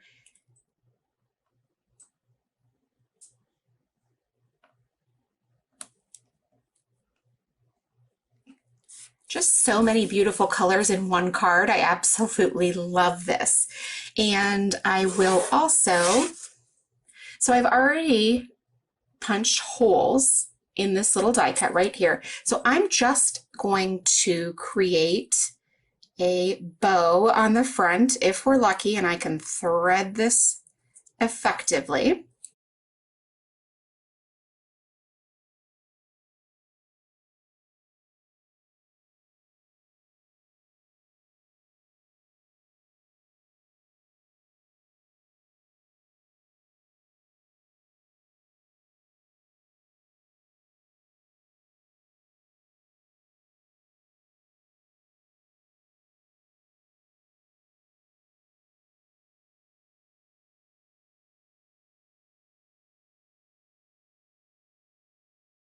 I'm going to trim the ends of the tails just so they're neat and polished, but I'm going to let them be longer than usual just because that's really cute and it's going to look great here. I'm going to set that aside, and I am going to add some foam squares to the back of our base. That one in the middle is not really necessary for adhesion. It just adds a little bit more stability in the middle, and that's why I have added it right there.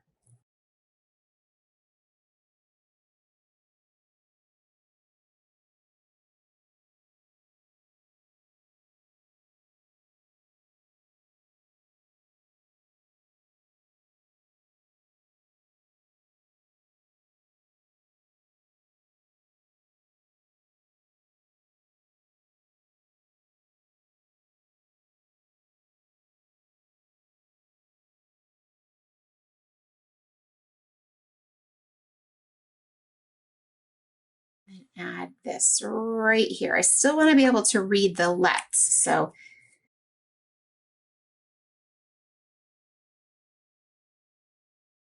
super cute. Now, let's add the last part of our card, which is on our sticker sheet. These two little cuties right here. They're holding hands. They have a marshmallow on a stick and a lantern. That just looks like a lot of fun. Now, I'm also going to add foam adhesive to the back of this. And of course, I could add powder to the back to take the sticky off, but it's no matter to me because I find that my foam adhesives stick nicely anyway, so I don't really need to do that. So I'll just add this to the card as it is.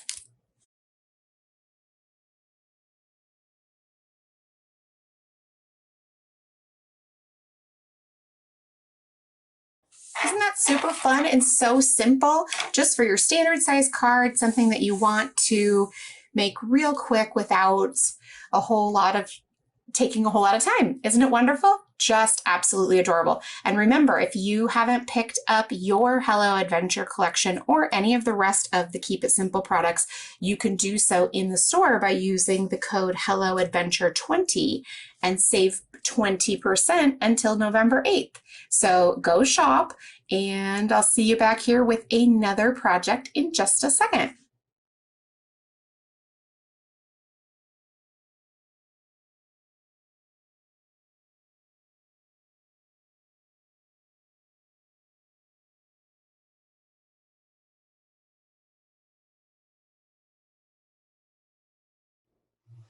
Isn't this an adorable page? I absolutely love it.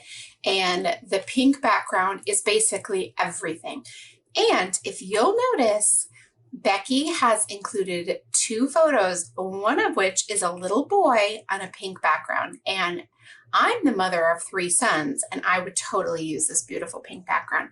Now look at those little stars. They're so delicate and cute. I just love it. So let's make this page. Okay, so everything is in my paper keeper. So I'll pull it on out.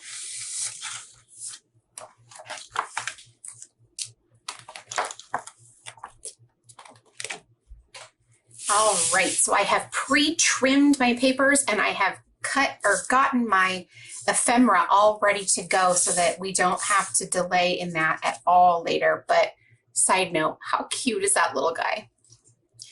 All right, so we're going to go ahead and set these aside so that we can get down to business. I've already matted the two adorable photos, and I've also cut some white cardstock pieces. These are each 3.25 inches by 4.25 inches. Okay, and they are going to be the mat for my patterned paper pieces, which are 3 by 4 inches. Look at that. Perfect. And they just pop right off the page. But let's not delay. Let's go ahead, and what I'm going to do first is I will trim the branding strip off of this.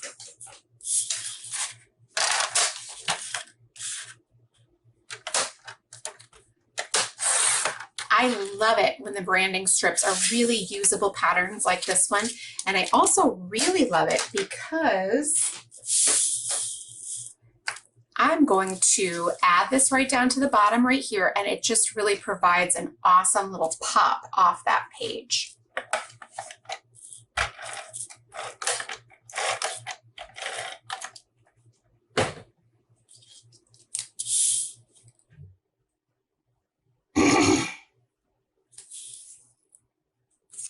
Okay, so that is a great base for our page. It really anchors it, keeps everything in line. So what I'm going to do first is I am going to go ahead and adhere my white cardstock with my patterned papers. I'm only going to put adhesive in the middle, and you'll see why in a little bit. So let's ignore that for now, shall we? Look at that adorable little nighttime camping scene. Whoopsies, I broke my own rule. Oh well. It'll be fine. Now we're going to do a great grid layout on this one. And I think that the grid layout is probably my favorite way to scrapbook. You can get so much variety on a page this way. And not only that, it's really pretty easy to do. You don't have to think too hard about it. So you're able to get it done, yet have a lot of fun and add a lot of really cool bits and pieces and papers. Don't you love this? The constellations on this orange. I just think that's so unique. You pretty much only see night skies in blues or black, and I just love that. I'm also a huge fan of this purple stripe, which I've already said before, but it's just so pretty. And I am a purple lover, but not obsessively so, but that's how I know this one is such a good one. It's so pretty. Okie doke. So the first thing that I'm going to do is I'm going to go ahead and arrange them. I'm going to put the pink guy up here. Now, side note, this is my very favorite pattern in the Hello Adventure collection, this hand-drawn camping. It's so, so cute. I just love it. Then we're going to just go ahead and move these around. Okay, so I'm going to pull out that ruler again. Now, what I want to do is just have a rough guideline of where 6 inches is. So I think that what I'll do is maybe put the tops of these at 5.5. Okay, and then we'll put the bottoms of these around 6.5. Okay, because then you have a nice little border at the top and a little bit on the bottom, because remember, we already have this branding strip here. And then we will go ahead and I'm going to do the same thing this way. So I want to find where 6 inches is and just get right there in the center of the page. Again, it's okay to be a little bit off. You don't have to be precise, but just gives it a little bit of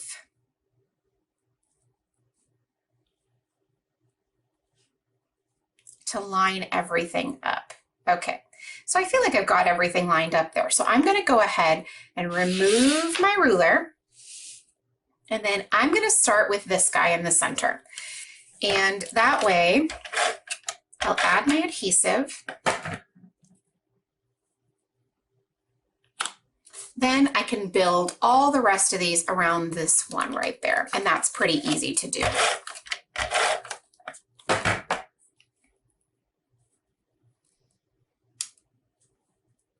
I'm going to try to get them fairly straight and fairly even, but you know, that isn't the most important part. As long as it's mostly straight and mostly even, no one will ever notice. Probably not even you.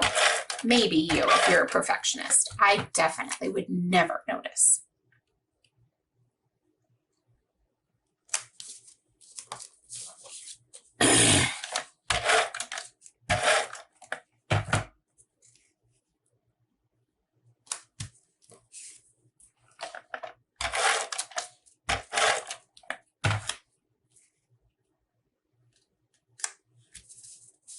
Alrighty, you know what it's time for now, don't you? It's time for, you guessed it, machine stitching. I'll be right back.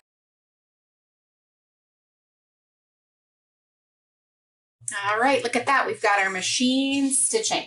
So what I will do is I'm going to take, oops, I left a little thread. Let's get rid of that first. Okay. I'm going to take the corners of my pattern papers and I'm going to just turn them up a little bit. Just give them a roughed up edge. You could also add a little bit of inking if you want. I'm not going to do the same thing to every one like this one. I'm going to push it down a little bit. I mean, I'll pull it up some too, but I just want them to all have a different feel feel a little lifted, a little turned. I don't want to go crazy, but like I said, if you wanted to ink the edges too, you could definitely do that.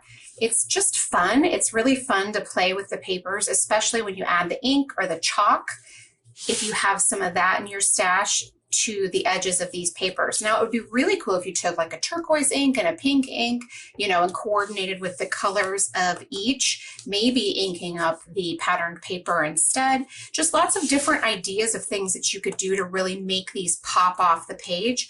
I'm simply just going to quickly do this. I'm going to turn down, tear a little bit just to get a little bit of a roughed up edge, but that's it for me on these boxes. I just love the way that adds a little bit more dimension to each little square or rectangle.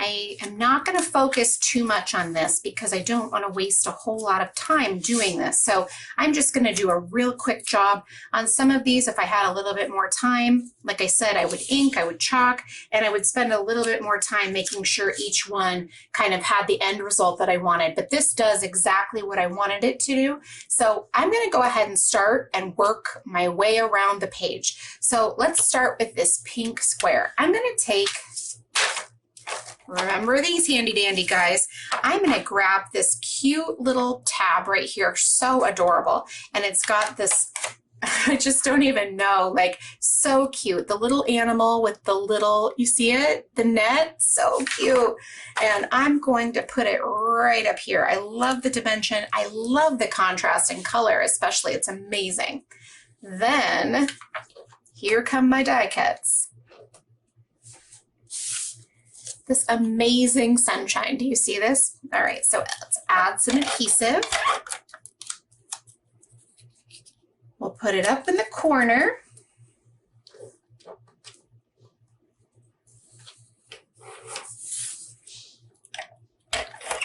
Take the tree.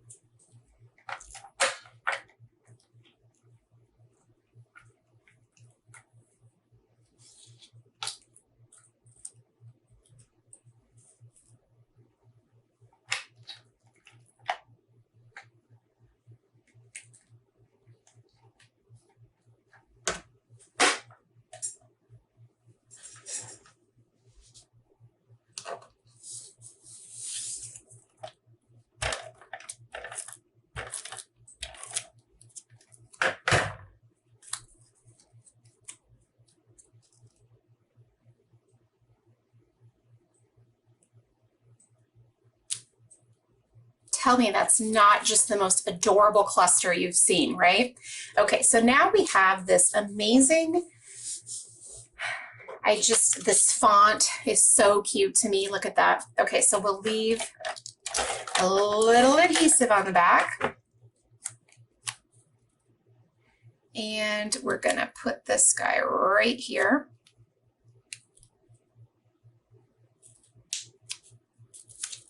Then I don't want to forget, because on the puffy stickers we have this adorable little You see him? Little ladybug. Maybe it's a girl. I don't know.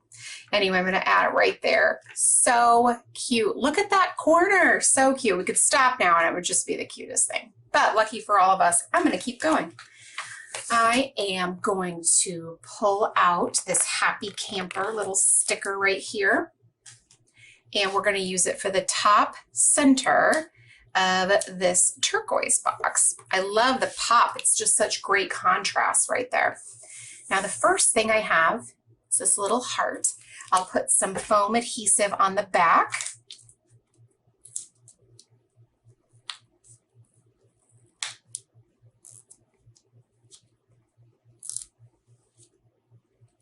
And I'm going to put that right there in the center. And I'm going to create a cluster around this. And I will do that by using some of our puffy buttons. So for example, I'll take this really pretty blue, you see that, plaid, and stick this guy just underneath a tiny bit. And then we will take one of the pink buttons, and I'm just kind of going to overlap them too. I just think that looks really awesome. And it ties together oh so well. And then that adorable little star. Isn't that so pretty? I just love it. All right, now let's not end there. Let's go ahead and add the journaling to this particular spot. So again, I'm just going to use my glue pen that I really enjoy. You should use whatever glue you like for your own journaling, but this ballpoint one is just so easy to use that I can't stop. All right, so we're adding our journaling and we are working the way around this heart. And it just is one of the things you definitely see about this layout. And I love that because along with the photos, those are the most important parts. Am I right? The story in the photos. So I love how we're just able to really make this stand out.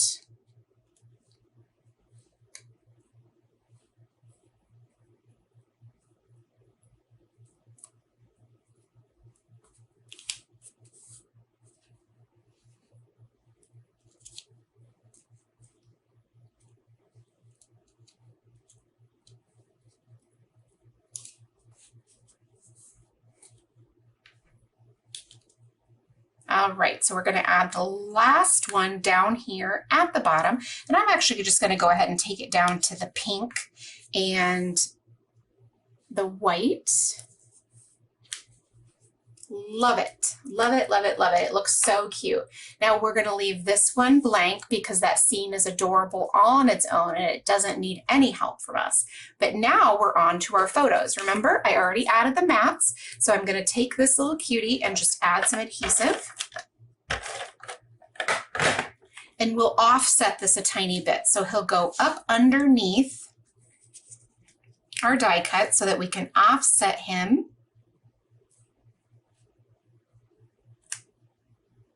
Over here.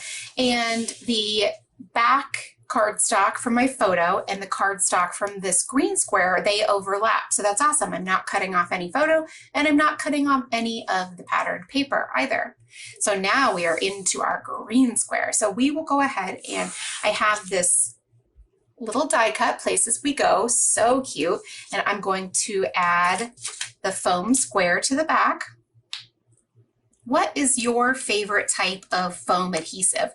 I have my own personal favorite, but I always love to look for new ones. So which one do you like using the best to get a little bit of dimension on your page? Don't everybody answer at once. Come on, tell me what's your favorite. I want to try some new ones.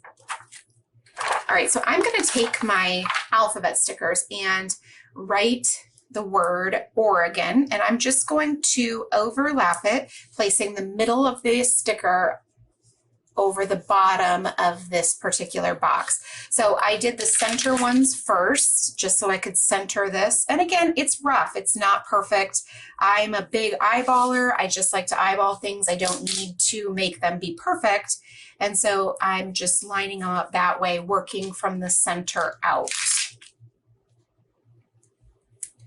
And again, I can't stop saying enough good things about these alphabets. The adhesive is amazing. The dimension is absolutely wonderful. And they're just fantastic, especially when you add in the embellishment stickers on these as well.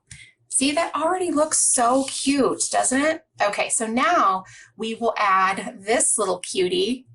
Oh my gosh, and the fire. So I'll add simply adhesive to the back of the fire. And then we'll take the adorable little skunk and add some foam adhesive to the back.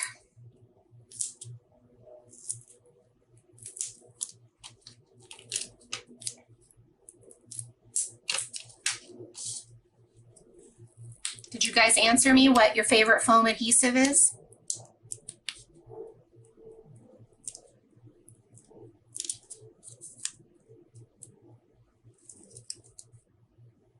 My fingers are sticky from the glue.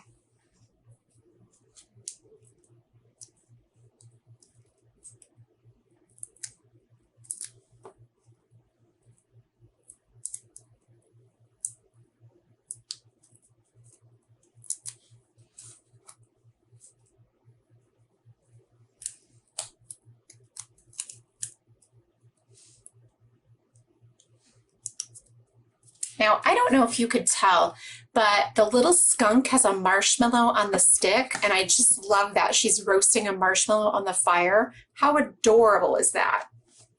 All right, so then the last thing we have to add, which is just crazy because this big, beautiful layout is finished, is that we have one more photo. So I'll add some adhesive to the back of that.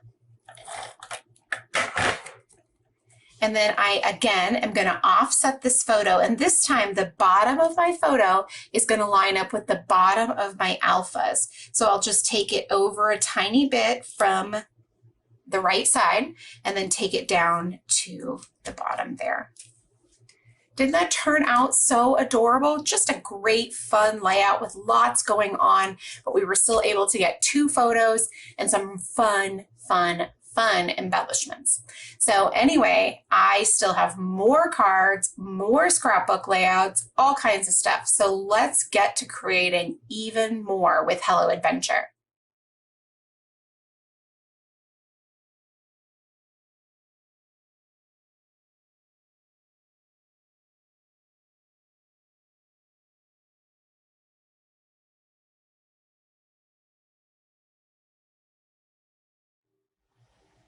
All right, I cannot help but be excited about this page because I love rainbows.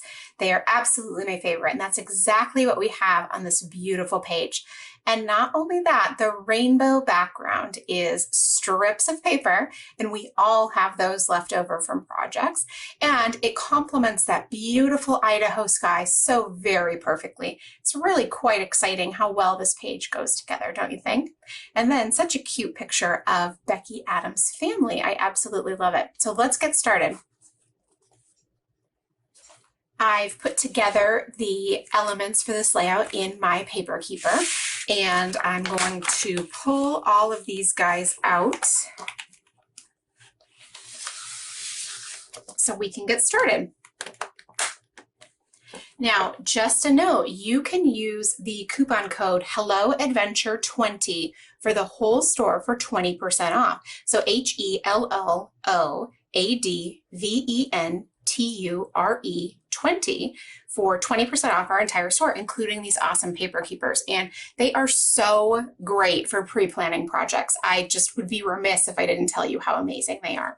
So anyway, now we're going to use the white paper for the majority of our page. However, we do have a background. Look how stunning this is.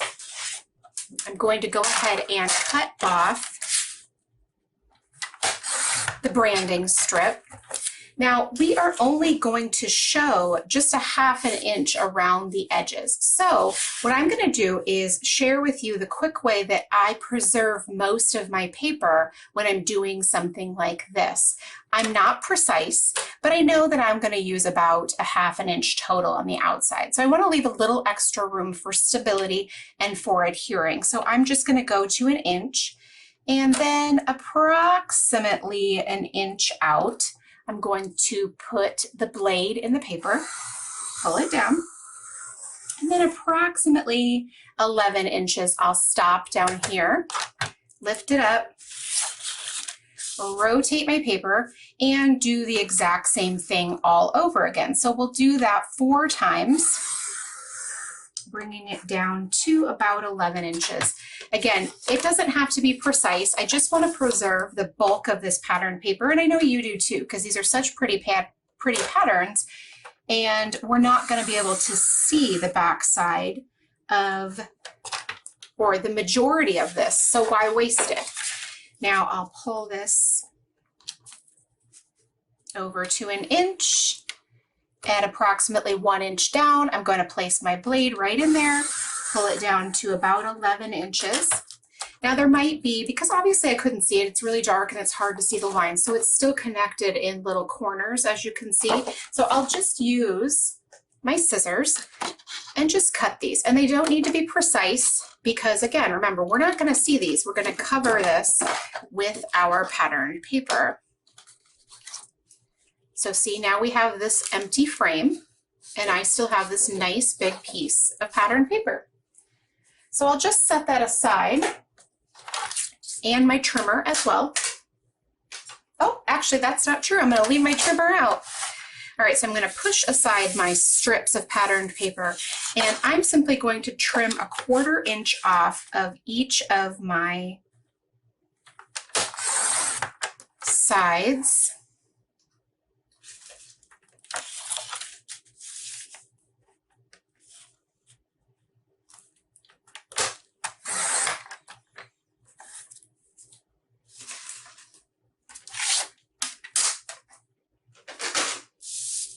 And then I will place adhesive along the edges.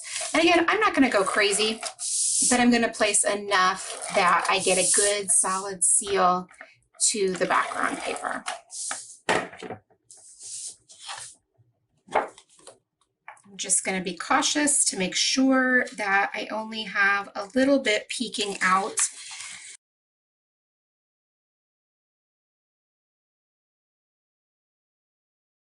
It's a little tricky when you already have the adhesive down because it wants to stick, even if you're not quite ready for it. But it's all right, I don't mind. I could measure, that would certainly be a little bit easier. However, I like to eyeball things, so that's what I do. But if you prefer to use a ruler to help you with this process, then you absolutely should. I'm going to stick with this, even though I know it's a little bit crooked at the top, but I'm just going to go with it because I could sit here all day and try to get this straight. Am I right? All right, so what I'm going to do is I've already matted my photos, a 4x6 and a 3x4. And I have this one cute little die cut, so adorable. And then I have a handful of patterned paper strips. So we will have my very favorite pink pattern. Then we will have this plaid. Oopsie. Got it turned around. The plaid, the orange polka dot, the yellow, the green, blue, and purple. I'm going to pull out my ruler again, my handy dandy little ruler, and I'm going to find where, actually I'm going to move it over here. I'm going to find where 6 inches is, and then I'm going to place my yellow at 6 inches, and then I'll work around that. Again, it's not really truly precise. It's pretty but it gives me a rough estimate of where the middle of the page is by using the ruler.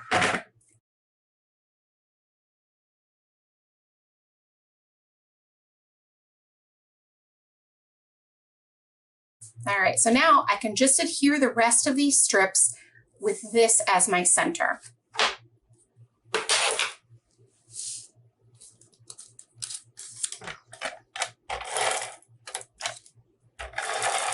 If you have leftover pattern papers, a layout like this is a wonderful way to use up some of those scraps.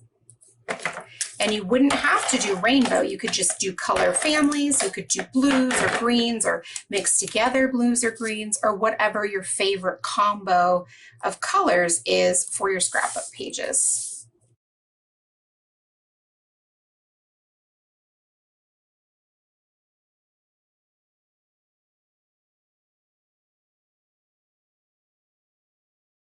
Each of these strips is 0.75 inches tall and 11.75 inches wide.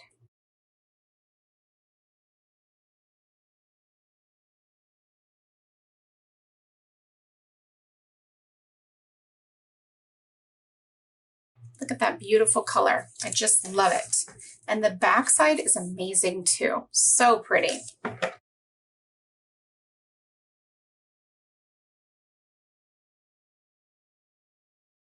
All right, so we've got those all laid out. They look so good, but why don't we add a little bit of machine stitching?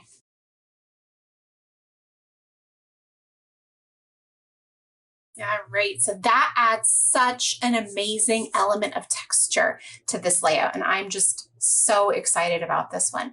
So now what we're going to do is we're going to place our two photos. Remember, we have a 4x6 and a 3x4, and I'm going to get them centered on the page. So yet again, I'm going to pull out my handy dandy ruler because I'd like them to be near the center. I'm not going to go crazy or anything like that, but just a rough guideline of the center. Okay, so I'm going to line up the edge of the photo mat with the top of the orange polka dot paper near the 6-inch mark. So again, just a rough estimate, not going crazy, and adhere that there.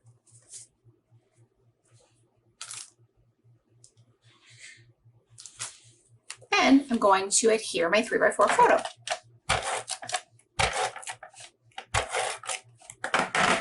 Going to leave a little bit of room at the bottom, so we'll just adhere it to the top of my photo mat, to the top of the green buffalo plaid paper. So it leaves a little bit of space in between, but not a whole lot. Now is the fun part. So we are going to go ahead and add some cute stuff. First of all, let's use our little Let's Adventure Together, Explore Together, die cut and put that down. I just love how this ties in with this beautiful photo of the view of Idaho. So pretty. Awesome, right? Okay, so then the next thing that we're going to do is we have these really cool, in our Boys, Boys, Boys collection, we have these really cool chipboard words. There's 3 in a package. Brave, super cute. Explore, and adventure. So we're going to use the adventure on this layout. I'm simply going to add some adhesive to the back. And again, I'm not going to do all of the letters or all of the strokes of the letters. I'm just going to use a few of them.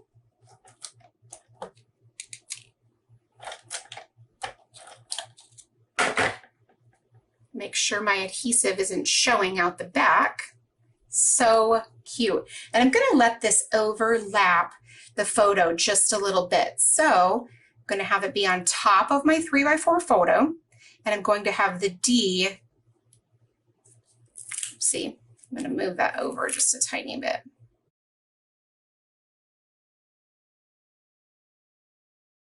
Cute, right? And it's meant to be, you know, just free and whimsical. It just really looks like an adventure. Then I'm going to add my title, the rest of my title, which is Idaho. So I'll pull out my alphabet stickers. I'm going to leave the tiniest bit of room in between the photo mat and the I for Idaho because I have a small little embellishment that's going to go right there.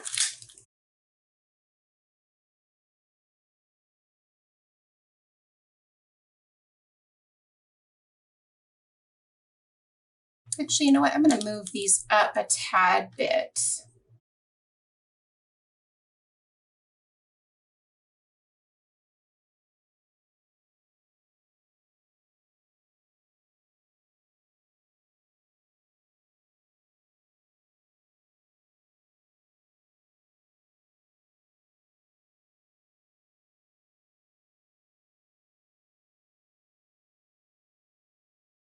It's just so cute.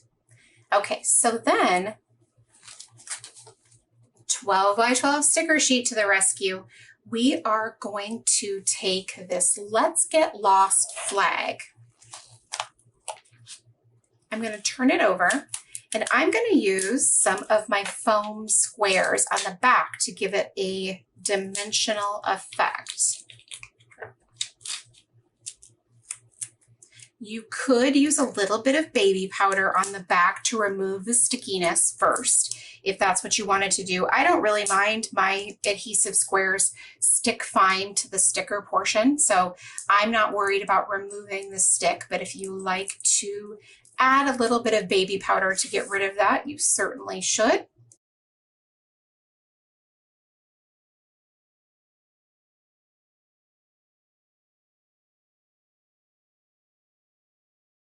All right, then we're going to slide the little pole for the flag just right down next to Idaho.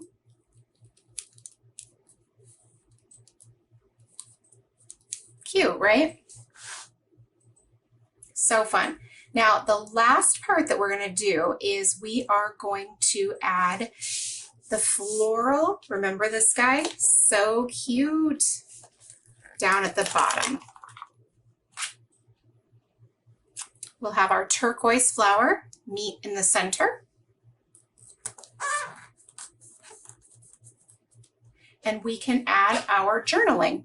Now I'm going to take the bottom journaling strip and add it first. Now I feel like typically, you work from top to bottom, but in this case, I'm going to work from bottom to top so that I can make sure to get them all lined up properly.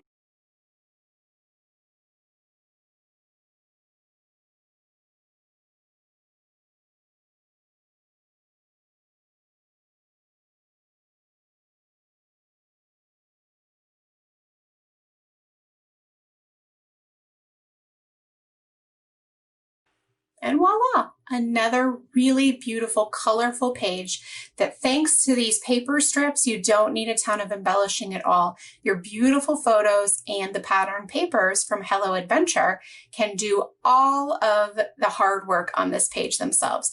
But I'm not ready to quit just yet. We've got even more. So stay tuned and let's create another great project.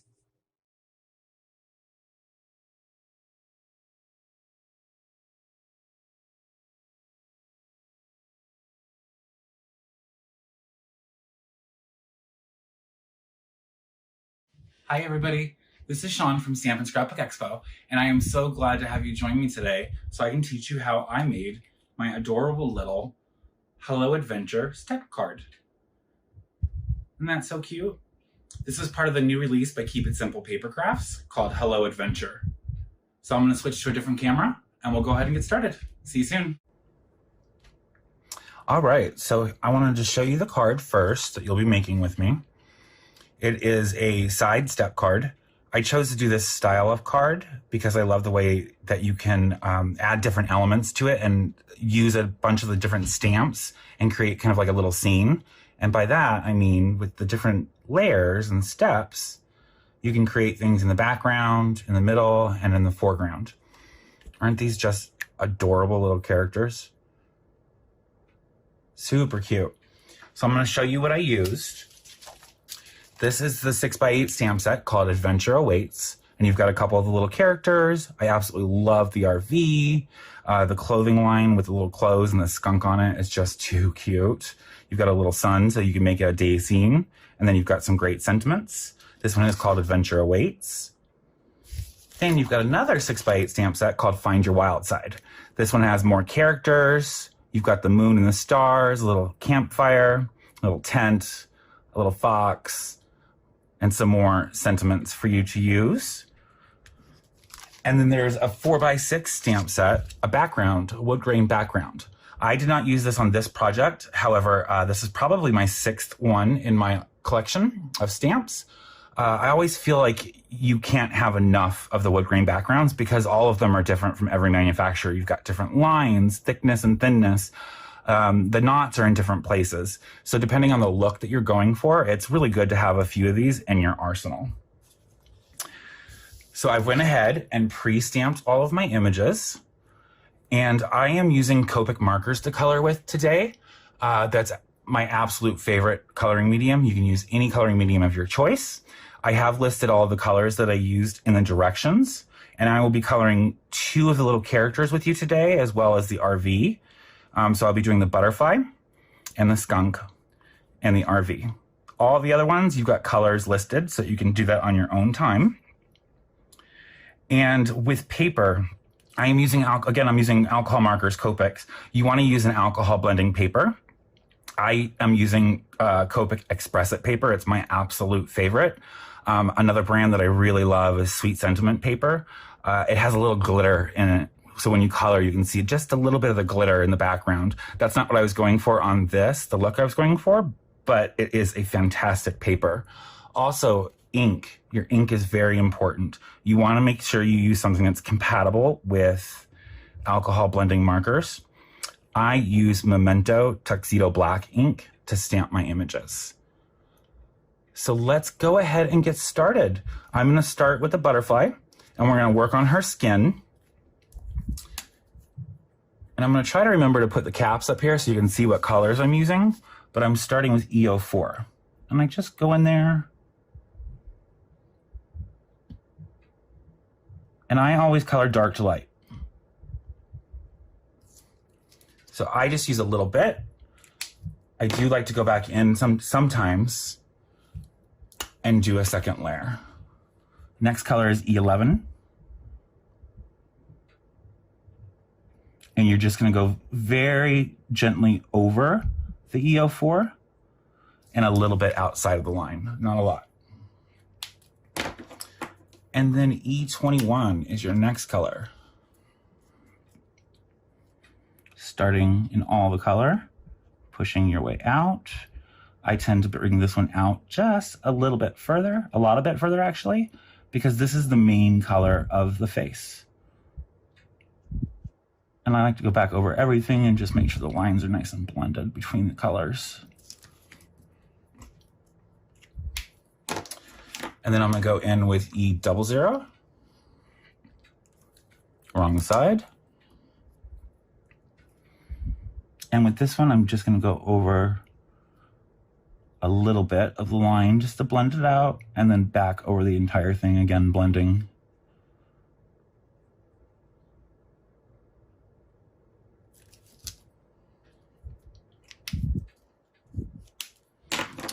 And then E000 is my next color, or sorry, this one is quadruple zero. I prefer quadruple zero. Just leaves a nice highlight. And you're gonna go back and forth, blend out those lines. I take it all the way back, just in case I've missed anything. And then I'm gonna use R20 on the cheeks. I'm gonna pull out from the edges and just kind of flick a little bit.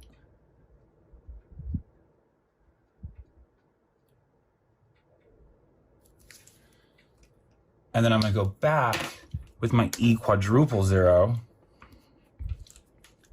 and blend some of that out. So there's not such harsh lines. Push some of it back.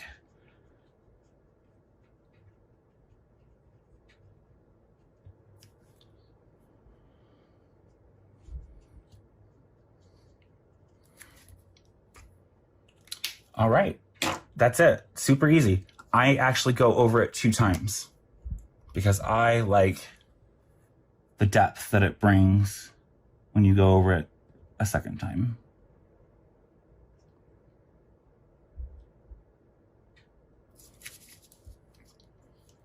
So again, E04, E11, just a little bit over that E04, blending it out, and a little bit beyond, not very much.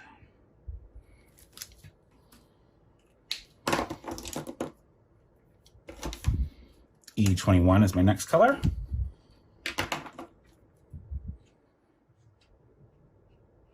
Again, going over everything that I've already colored and bringing it down just a little bit more. I'll flick it just a little bit where it ends so the line isn't quite as harsh. E00.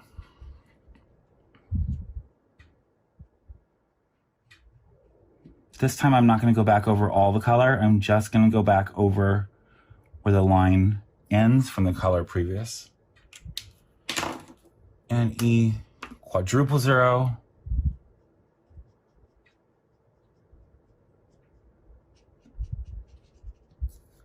And that's it. You can see it has quite a bit more depth from that second layer, so it does make quite a bit of difference.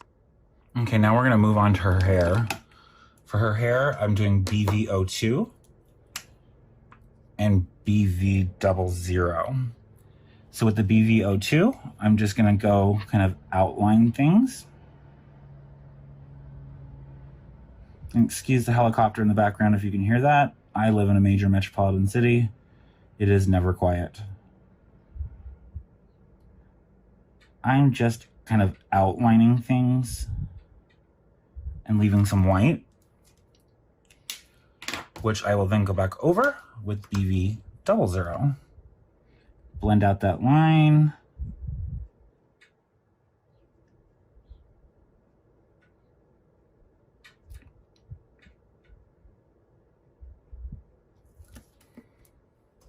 And there you go.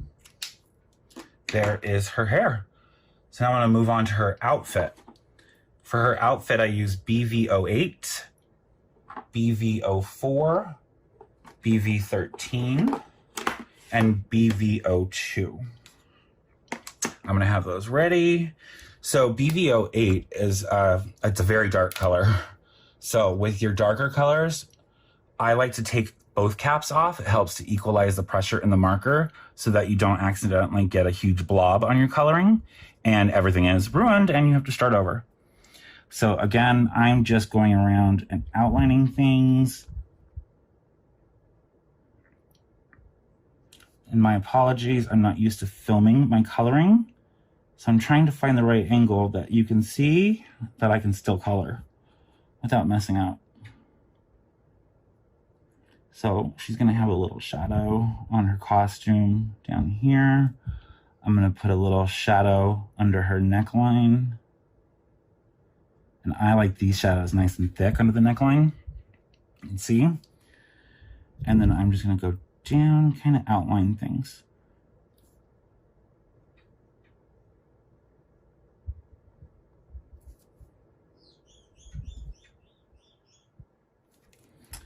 Under her outfit where her legs are, I like a big shadow, so I'm making it nice and thick.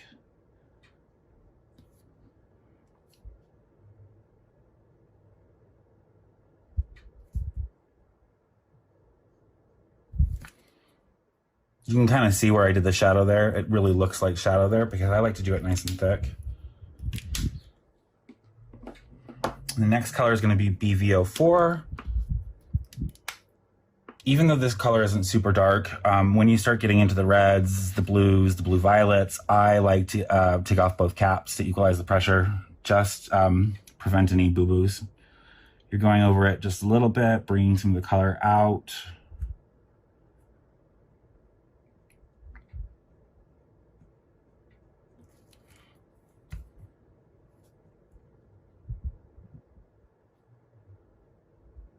Remember, we have 4 colors that we're using here.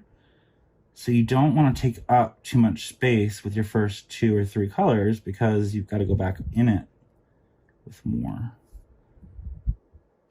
Make sure you're going over your lines.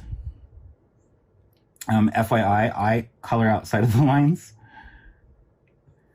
Have ever since I was a little kid. It happens. That's what a blending tool is for, to push the color back in. I try not to, but it happens.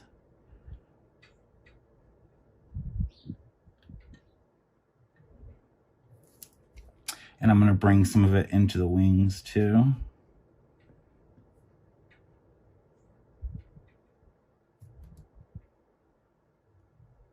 Bring it out just a little bit. And I'm going to flick here so that the lines are easier to blend.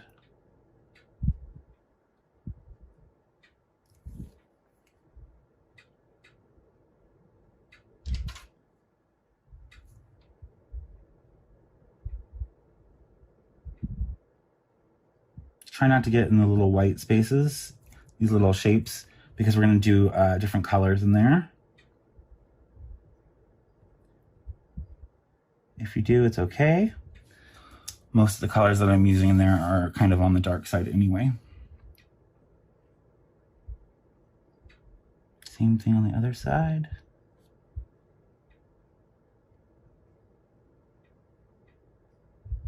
I'll flick that in.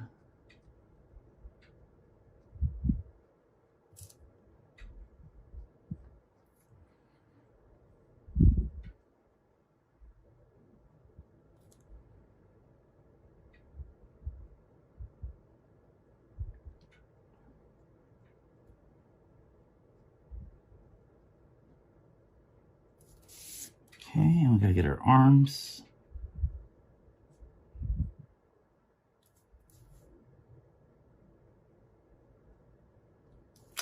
And then I want to go up here a little bit too, just above her head. And sorry, I'm trying to get the right angle to where you can see and where I can color.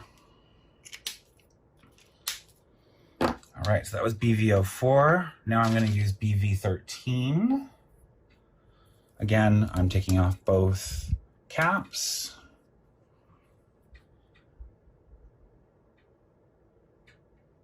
Going over everything, leaving just a little bit of white for your next color and your last color. Your next color will be your last color.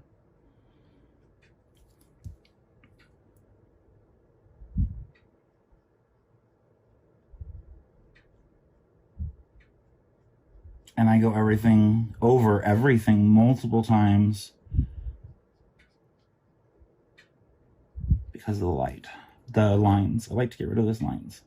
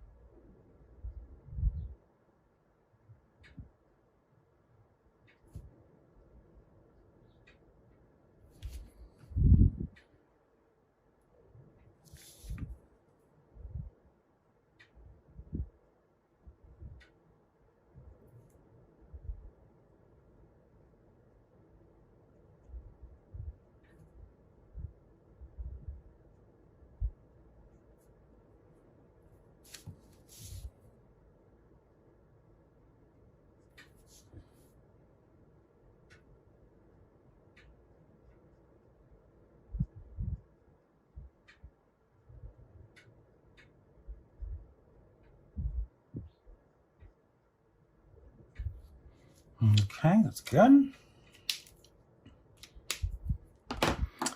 And then your final color, BV02. Again, taking off both my caps. And I'm going over everything multiple times to blend it all together.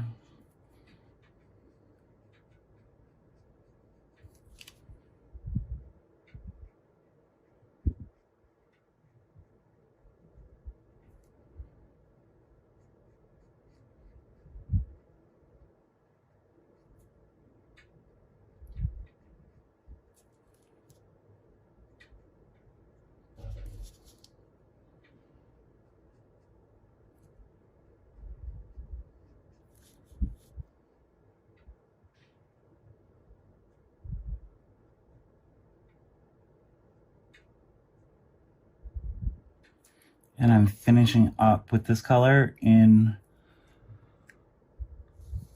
all of the wing, minus the little white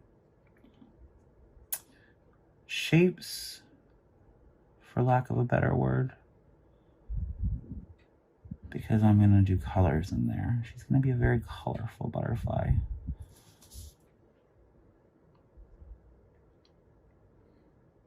And it's a really small space, so use the tip of your marker to get into those real small spaces.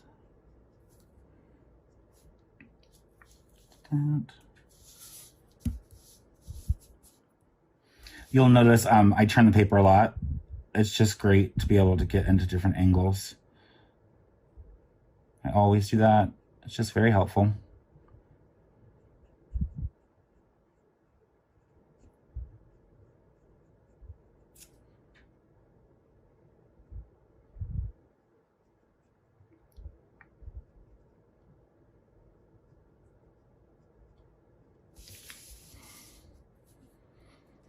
There we go. She's looking pretty cute. See some lines. You just want to make sure you check everything, make sure your lines are blended well. Yeah, I keep going in those little shapes. Don't keep going in those little shapes, okay? Okay, and then I'm gonna do her tummy. For her tummy, I use RV00 and RV000.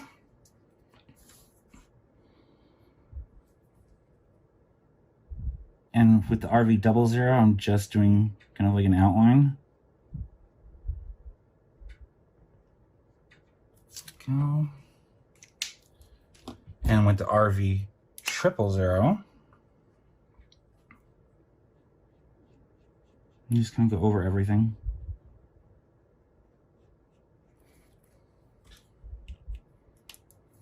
All right, and then we're going to do her little feet. For her feet, I use C7, C5, C3, and C1. I know it sounds like a lot of markers for such a little tiny space. It's just how I roll. You can cut out C7 if you'd like, or cut out C1. So I'm just using a little tiny bit.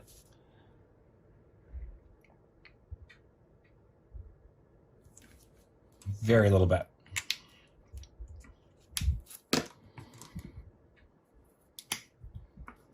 C5. Again, a very small amount, but more than the one before it.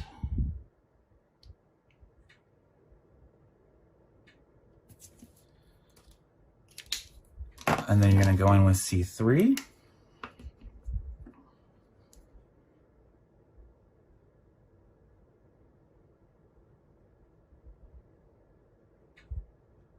And I'm bringing this one back over all the color. And then C1 to finish off.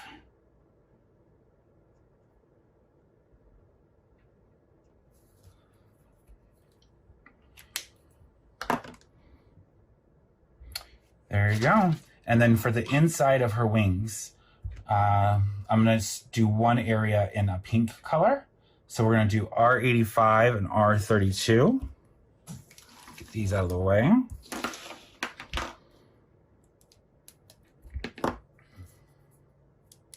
Start with R85.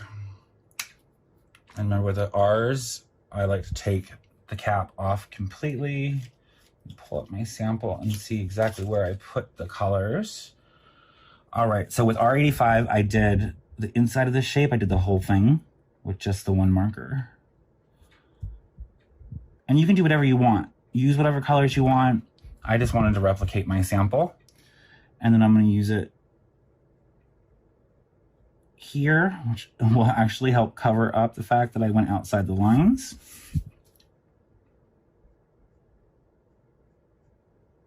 There. And then I'm going to take it one more time on its own on these little spaces.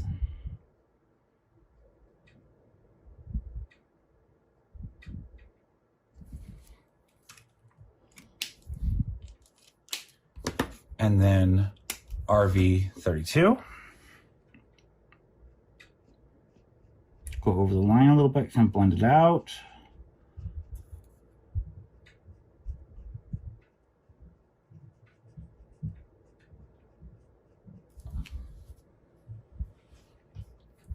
Go. See, she's coming together pretty cute. See a little bit of a line. I'll blend that out a little better.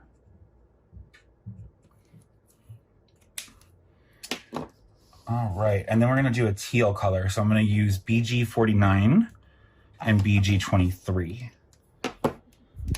This is one of those juicy ones, and you'll learn as you go which ones are the juicy ones to take the marker off, the caps off both ends. BG49, all of the BG family is typically like that. Okay.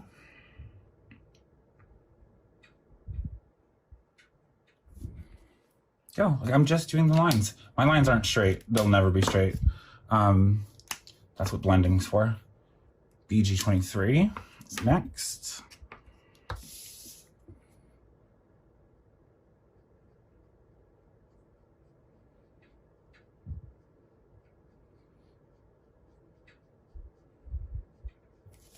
And I go over it multiple times to really blend in that light, that marker, darker marker before.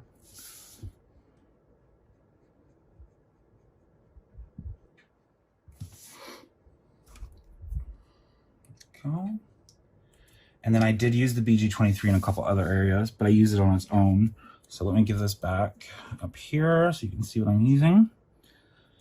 And I went down around here and here. And I likely put them in these spaces because this is where I messed up coloring outside the lines in my sample too.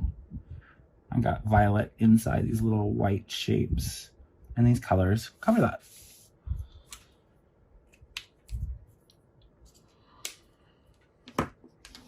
Okay, and then I'm gonna do a yellow. So for the yellow, I'm just gonna use one. I'm gonna use Y13. And on that guy, I went here, use the tip, because it's such a small area, use the tip. And then I did it again here, yeah.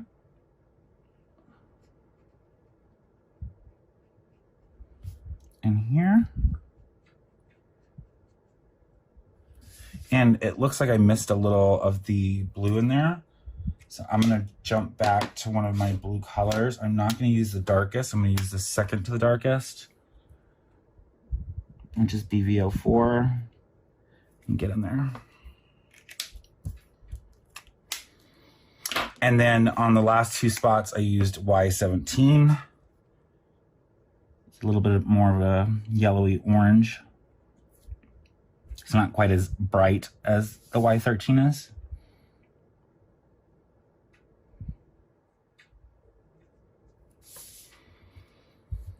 How cute is she?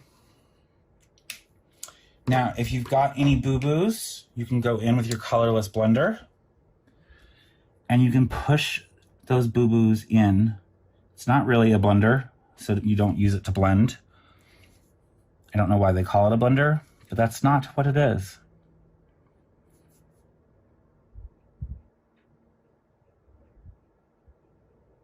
It's really more of a pusher, a color pusher.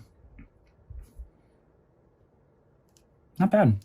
So you're just gonna push the color in very lightly. Don't use too much of that because you don't want it to bleed into your coloring. And then I took a white gel pen. I used a Sakura jelly roll. I don't know if you can see that.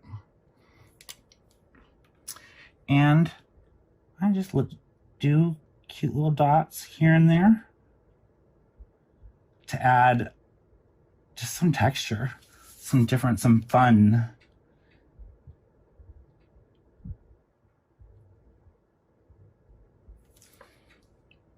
And I did it in the pink. This is just random. There's no rhyme or reason to it. Put them where you want.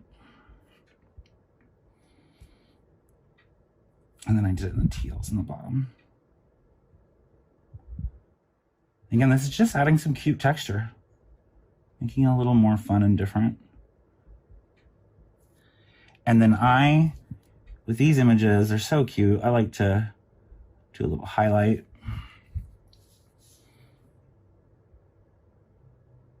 I don't always do this, but it is kind of fun. And that's it. She's all done. So next I'm going to do your skunk, and we're gonna speed this up. I will still have the markers colors out over here for you, but then you can also see it in the instructions.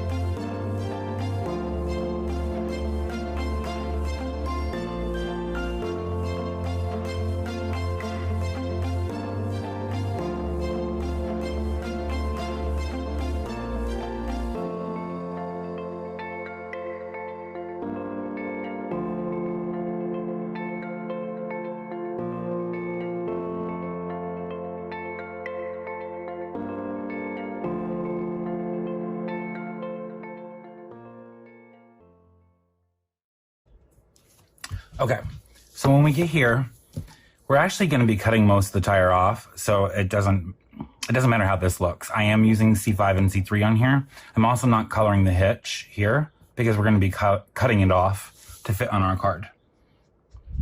So let's just finish up really quick.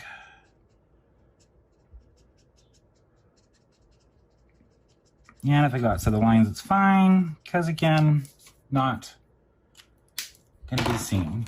And then there's one more strip here, this little teeny tiny strip across. And I'm using BG23 there. On the tip of the marker.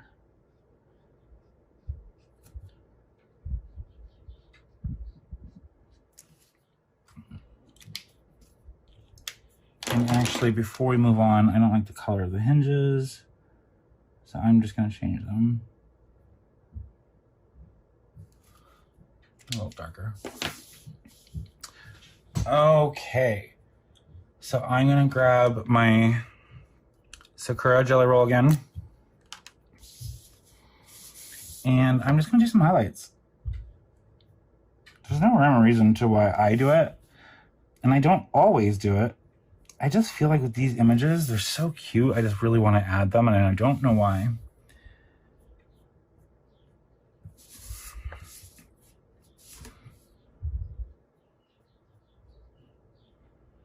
And FYI, I cannot draw a straight line to save my life. Sometimes they look better. I'm not too thrilled with that, but... And then I'm going to go through and put little dots on my awning.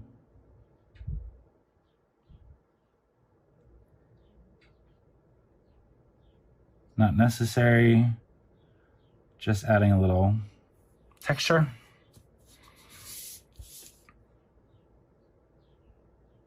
My pen is acting up a little bit. Okay. That is it. The rest of them you're going to color on your own.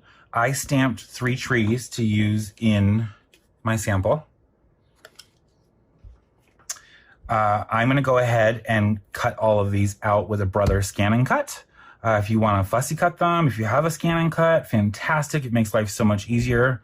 I am not leaving a little bit of white edge on mine. Normally I like to leave a little white edge around the outside, almost like I cut it with a die.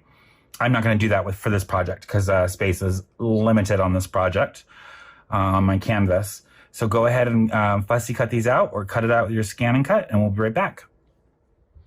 Okay, now that we have all of our pieces colored up and cut out, we're going to get started on the card base. For the card base, I used 110-pound craft colored paper.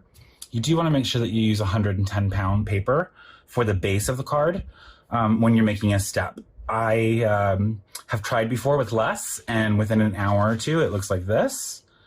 And by the end of the day, it looks like this. I've kind of grown a huge love for 110-pound paper now. I'm starting to use it for all of my card bases. So I absolutely love 110-pound paper. So 8.5 by 11, 110-pound craft colored paper. And get our trimmer. And we're going to take it long ways. And we're going to cut it down to 5.5. Okay. Then you're going to take your piece of paper, which is going to be 8.5 by 5.5 now. You're going to line that up at 2 3/4.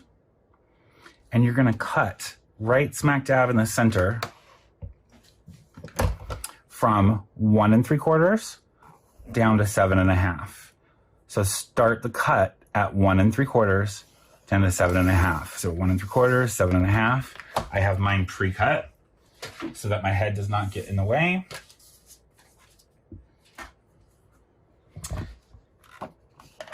So 1 3/4 is where I started my cut, and I went down to 7.5. Okay. I'm gonna need a scoreboard. Absolutely love my Caterpillar crease. And you're gonna line it up. Your first score is going to be at 1 3/4. It's going to go down to the start of the cut line. So don't go past this cut line, okay? 1 3/4. And then your next score will be at 3.5.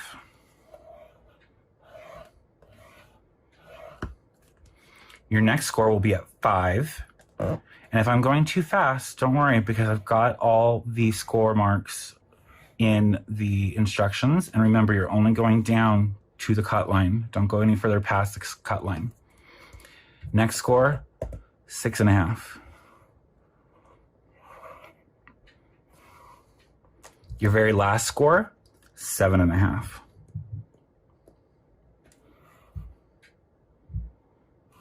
And again, down to the cut line. There we go. You're then going to turn your paper to the opposite side, and you're going to score the card in half at 4.25. This is where you're creating kind of that easel. Okay, and set that aside. This is where it's going to start to get a little tricky, so you don't want to tear the paper. You want to be very careful. So hold the easel side, the one that you scored at 4.25, only has one, in your left hand, and the steps in your right. Start with the easel, and then kind of start a little bit with your scores on your steps. You just want to be careful not to tear your step.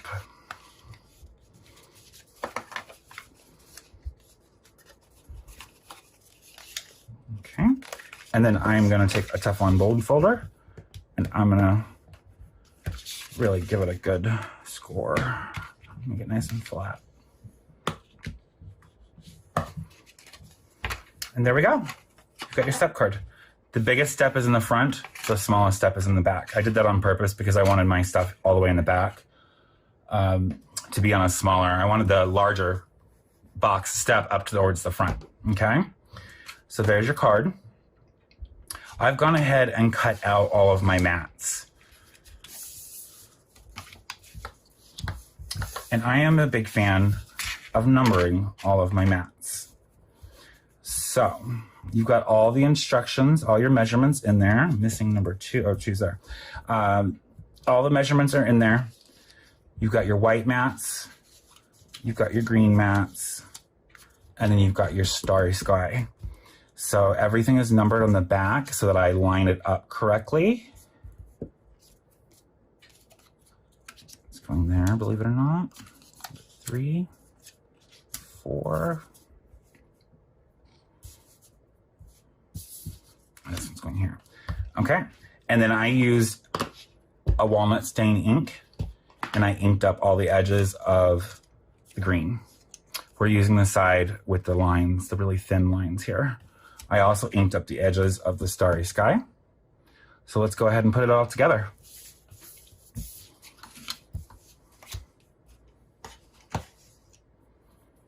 I am using the Gina K Designs Connect glue. I really love this stuff.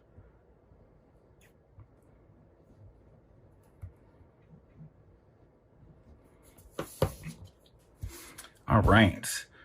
Starry Sky is going to line up towards the top of the mat. And a little bit of white on all sides.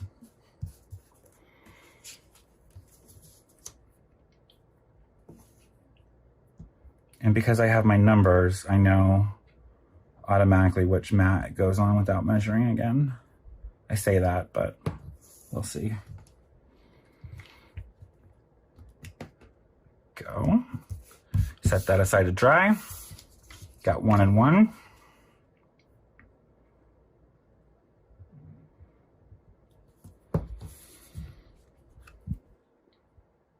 A little bit of a mat. I love layers.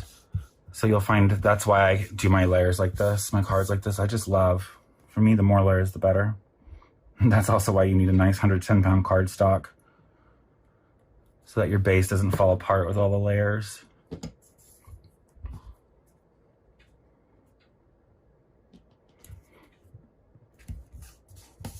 Okay.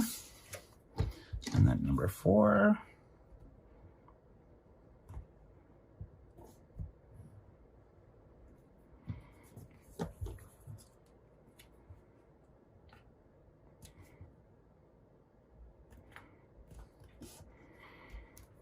And there we go. Then we're gonna take our card base. We're gonna flatten it down just a little bit, not too much. And we're gonna glue up our mats.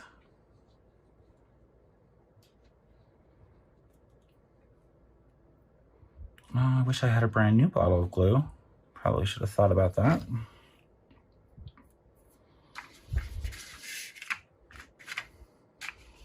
Flatten it down.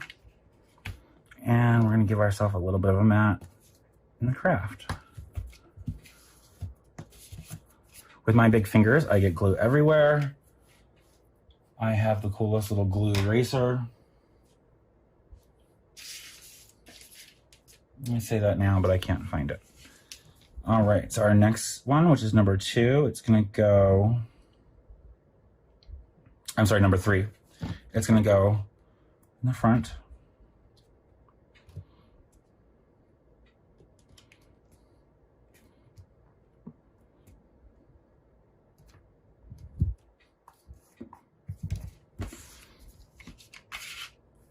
You got your next layer.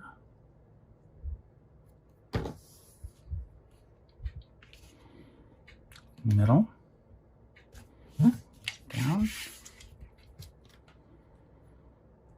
And then your last layer. Oh, here comes another helicopter.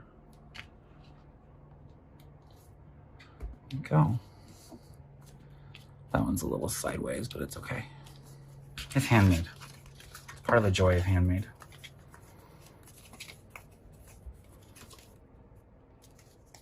Oh. Just pop it off.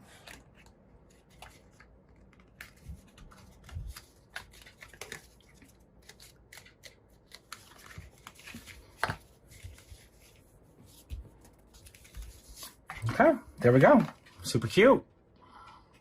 You've got all your grass, you've got your starry sky. Don't worry about this line, we're gonna cover it up.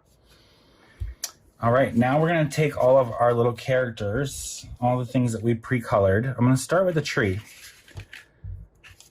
I'm gonna put a little bit of glue on it.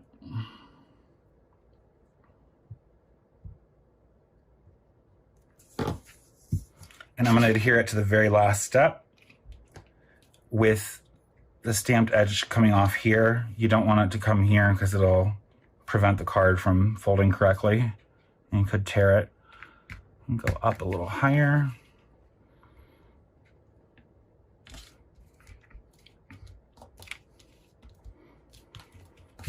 Okay, and then I went ahead and pop dotted everything. I also pre-cut, and this is optional. I don't have it in the I don't have the measurements in the instructions. I use a little die cut, a little grass die cut, to go on my 2 steps, the one in the back and the one in the middle, just so I could create more depth. So that one I want in the middle.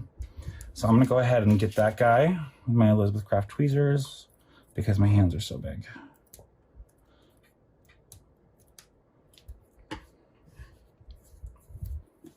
Go.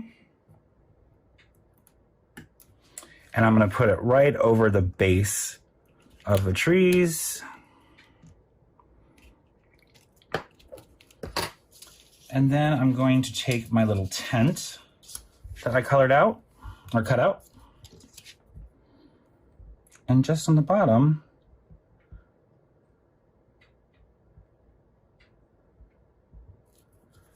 glue.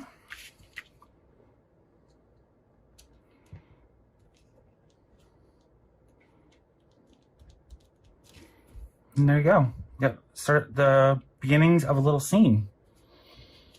Now I'm gonna take my little RV, and like I said before, with this guy, you didn't color a lot of the bottom, the hinge and the tires, we're gonna cut off. So we're gonna cut off the hinge, or the hitch. Shows you how much I camp. And then I just kind of cut the tire straight across. That's gonna be covered. Clean up my mess. And then I'm gonna put a little bit of glue down on the bottom.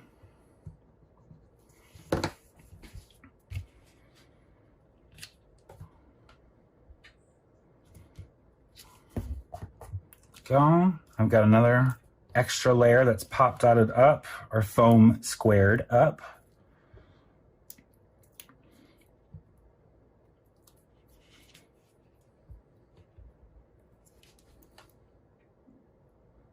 I'm going to put that right in front. Don't worry about covering the door. Nobody's going to use it. There you go. You've got another added layer of depth here. And then you're going to start with your little characters. So these little cuties, this is the little raccoon. I hand wrote in on my sample adventure. You can put anything in there you want. And you're just going to glue him kind of towards the bottom only.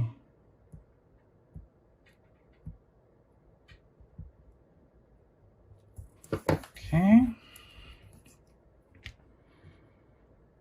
And I like to have the thing hanging off, just a little flag hanging off. Not very conducive to being put in an envelope and sent in the mail. So keep that in mind if that's what you're going to do. You don't want to have your little flag hanging off the side. Next, I'm going to do my little frog. Cute little frog kid. I don't know if that's a boy or a girl. He's adorable. She's adorable either way.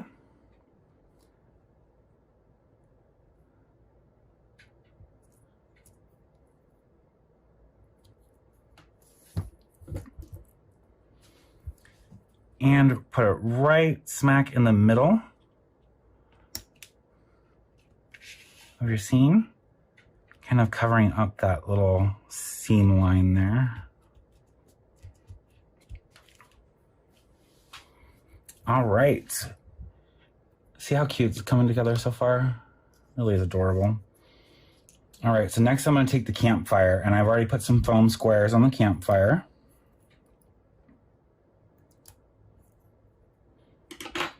And pardon my little mess. And again, hands are big. I use tweezers. Thank God for Elizabeth Craft tweezers. I'm going to put that right in front of the little frog boy's feet, or girl.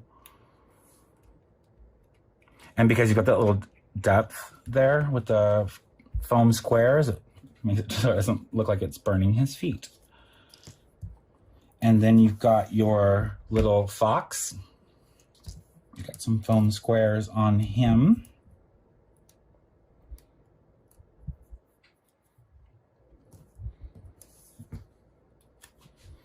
And I'm going to put him off to the side so that he can toast his little marshmallows. And then we've got our cute little skunk. I just love her. Absolutely love her.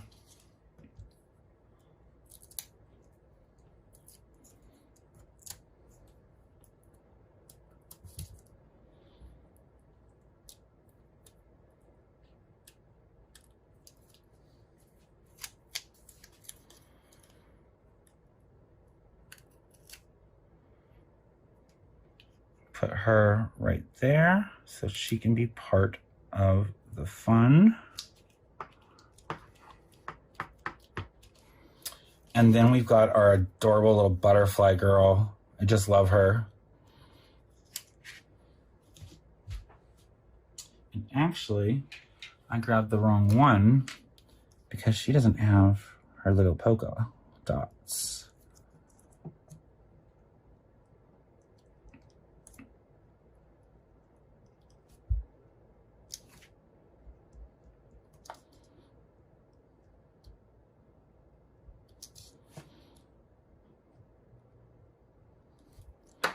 Okay, and I've got her pop dotted up already, or foam squared up.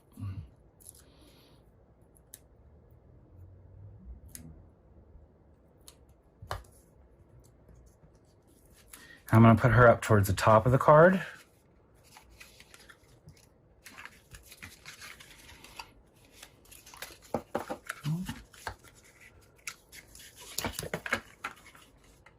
And off to an angle a little bit.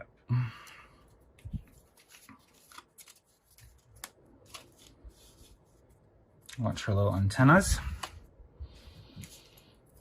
And then last couple pieces, we have the moon.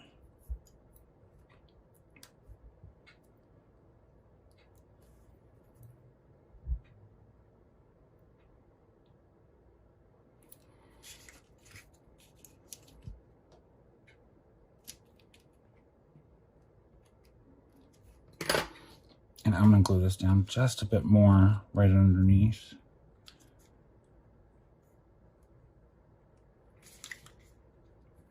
There we go. And then we've got the little stars.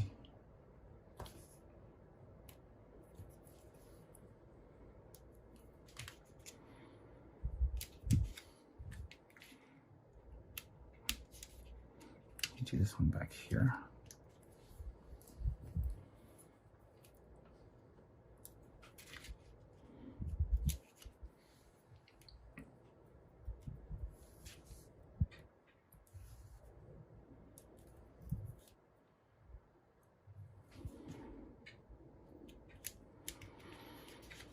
There we go. It's all finished. I did not add a sentiment to it. You're more than welcome to. You can even do something on the inside if you put a little mat on the inside and put a sentiment in there. But it just turned out, I think, absolutely adorable. It's a fun little scene. So you can see all the different pieces. Isn't that sweet? I would love to get this in person, not in the mail because, again, it'll bend, but I would absolutely love to receive this. It's so adorable. So I hope you enjoyed everything today. Thanks for bearing with me. This is my first time ever doing a process video, and I hope you enjoyed it. And I hope to see you all very soon at an in-person show. And if you get a chance, go ahead and follow my Facebook and Instagram page. It's Scrappy Boy Los Angeles. Have a great day. Bye-bye. Thank you so much for being here with us on this fabulous, adventurous Keep It Simple event. We sure hope that you had so much fun and even picked up a few new techniques along the way. Remember, we have 2 amazing bundles for you. And if you use our coupon code HELLOKIT, which is spelled HELLOKIT, you will be able to receive 20% off our entire site. What a steal. Thank you for being here once again. And remember, we want you to have a fabulous rest of your day. Love you.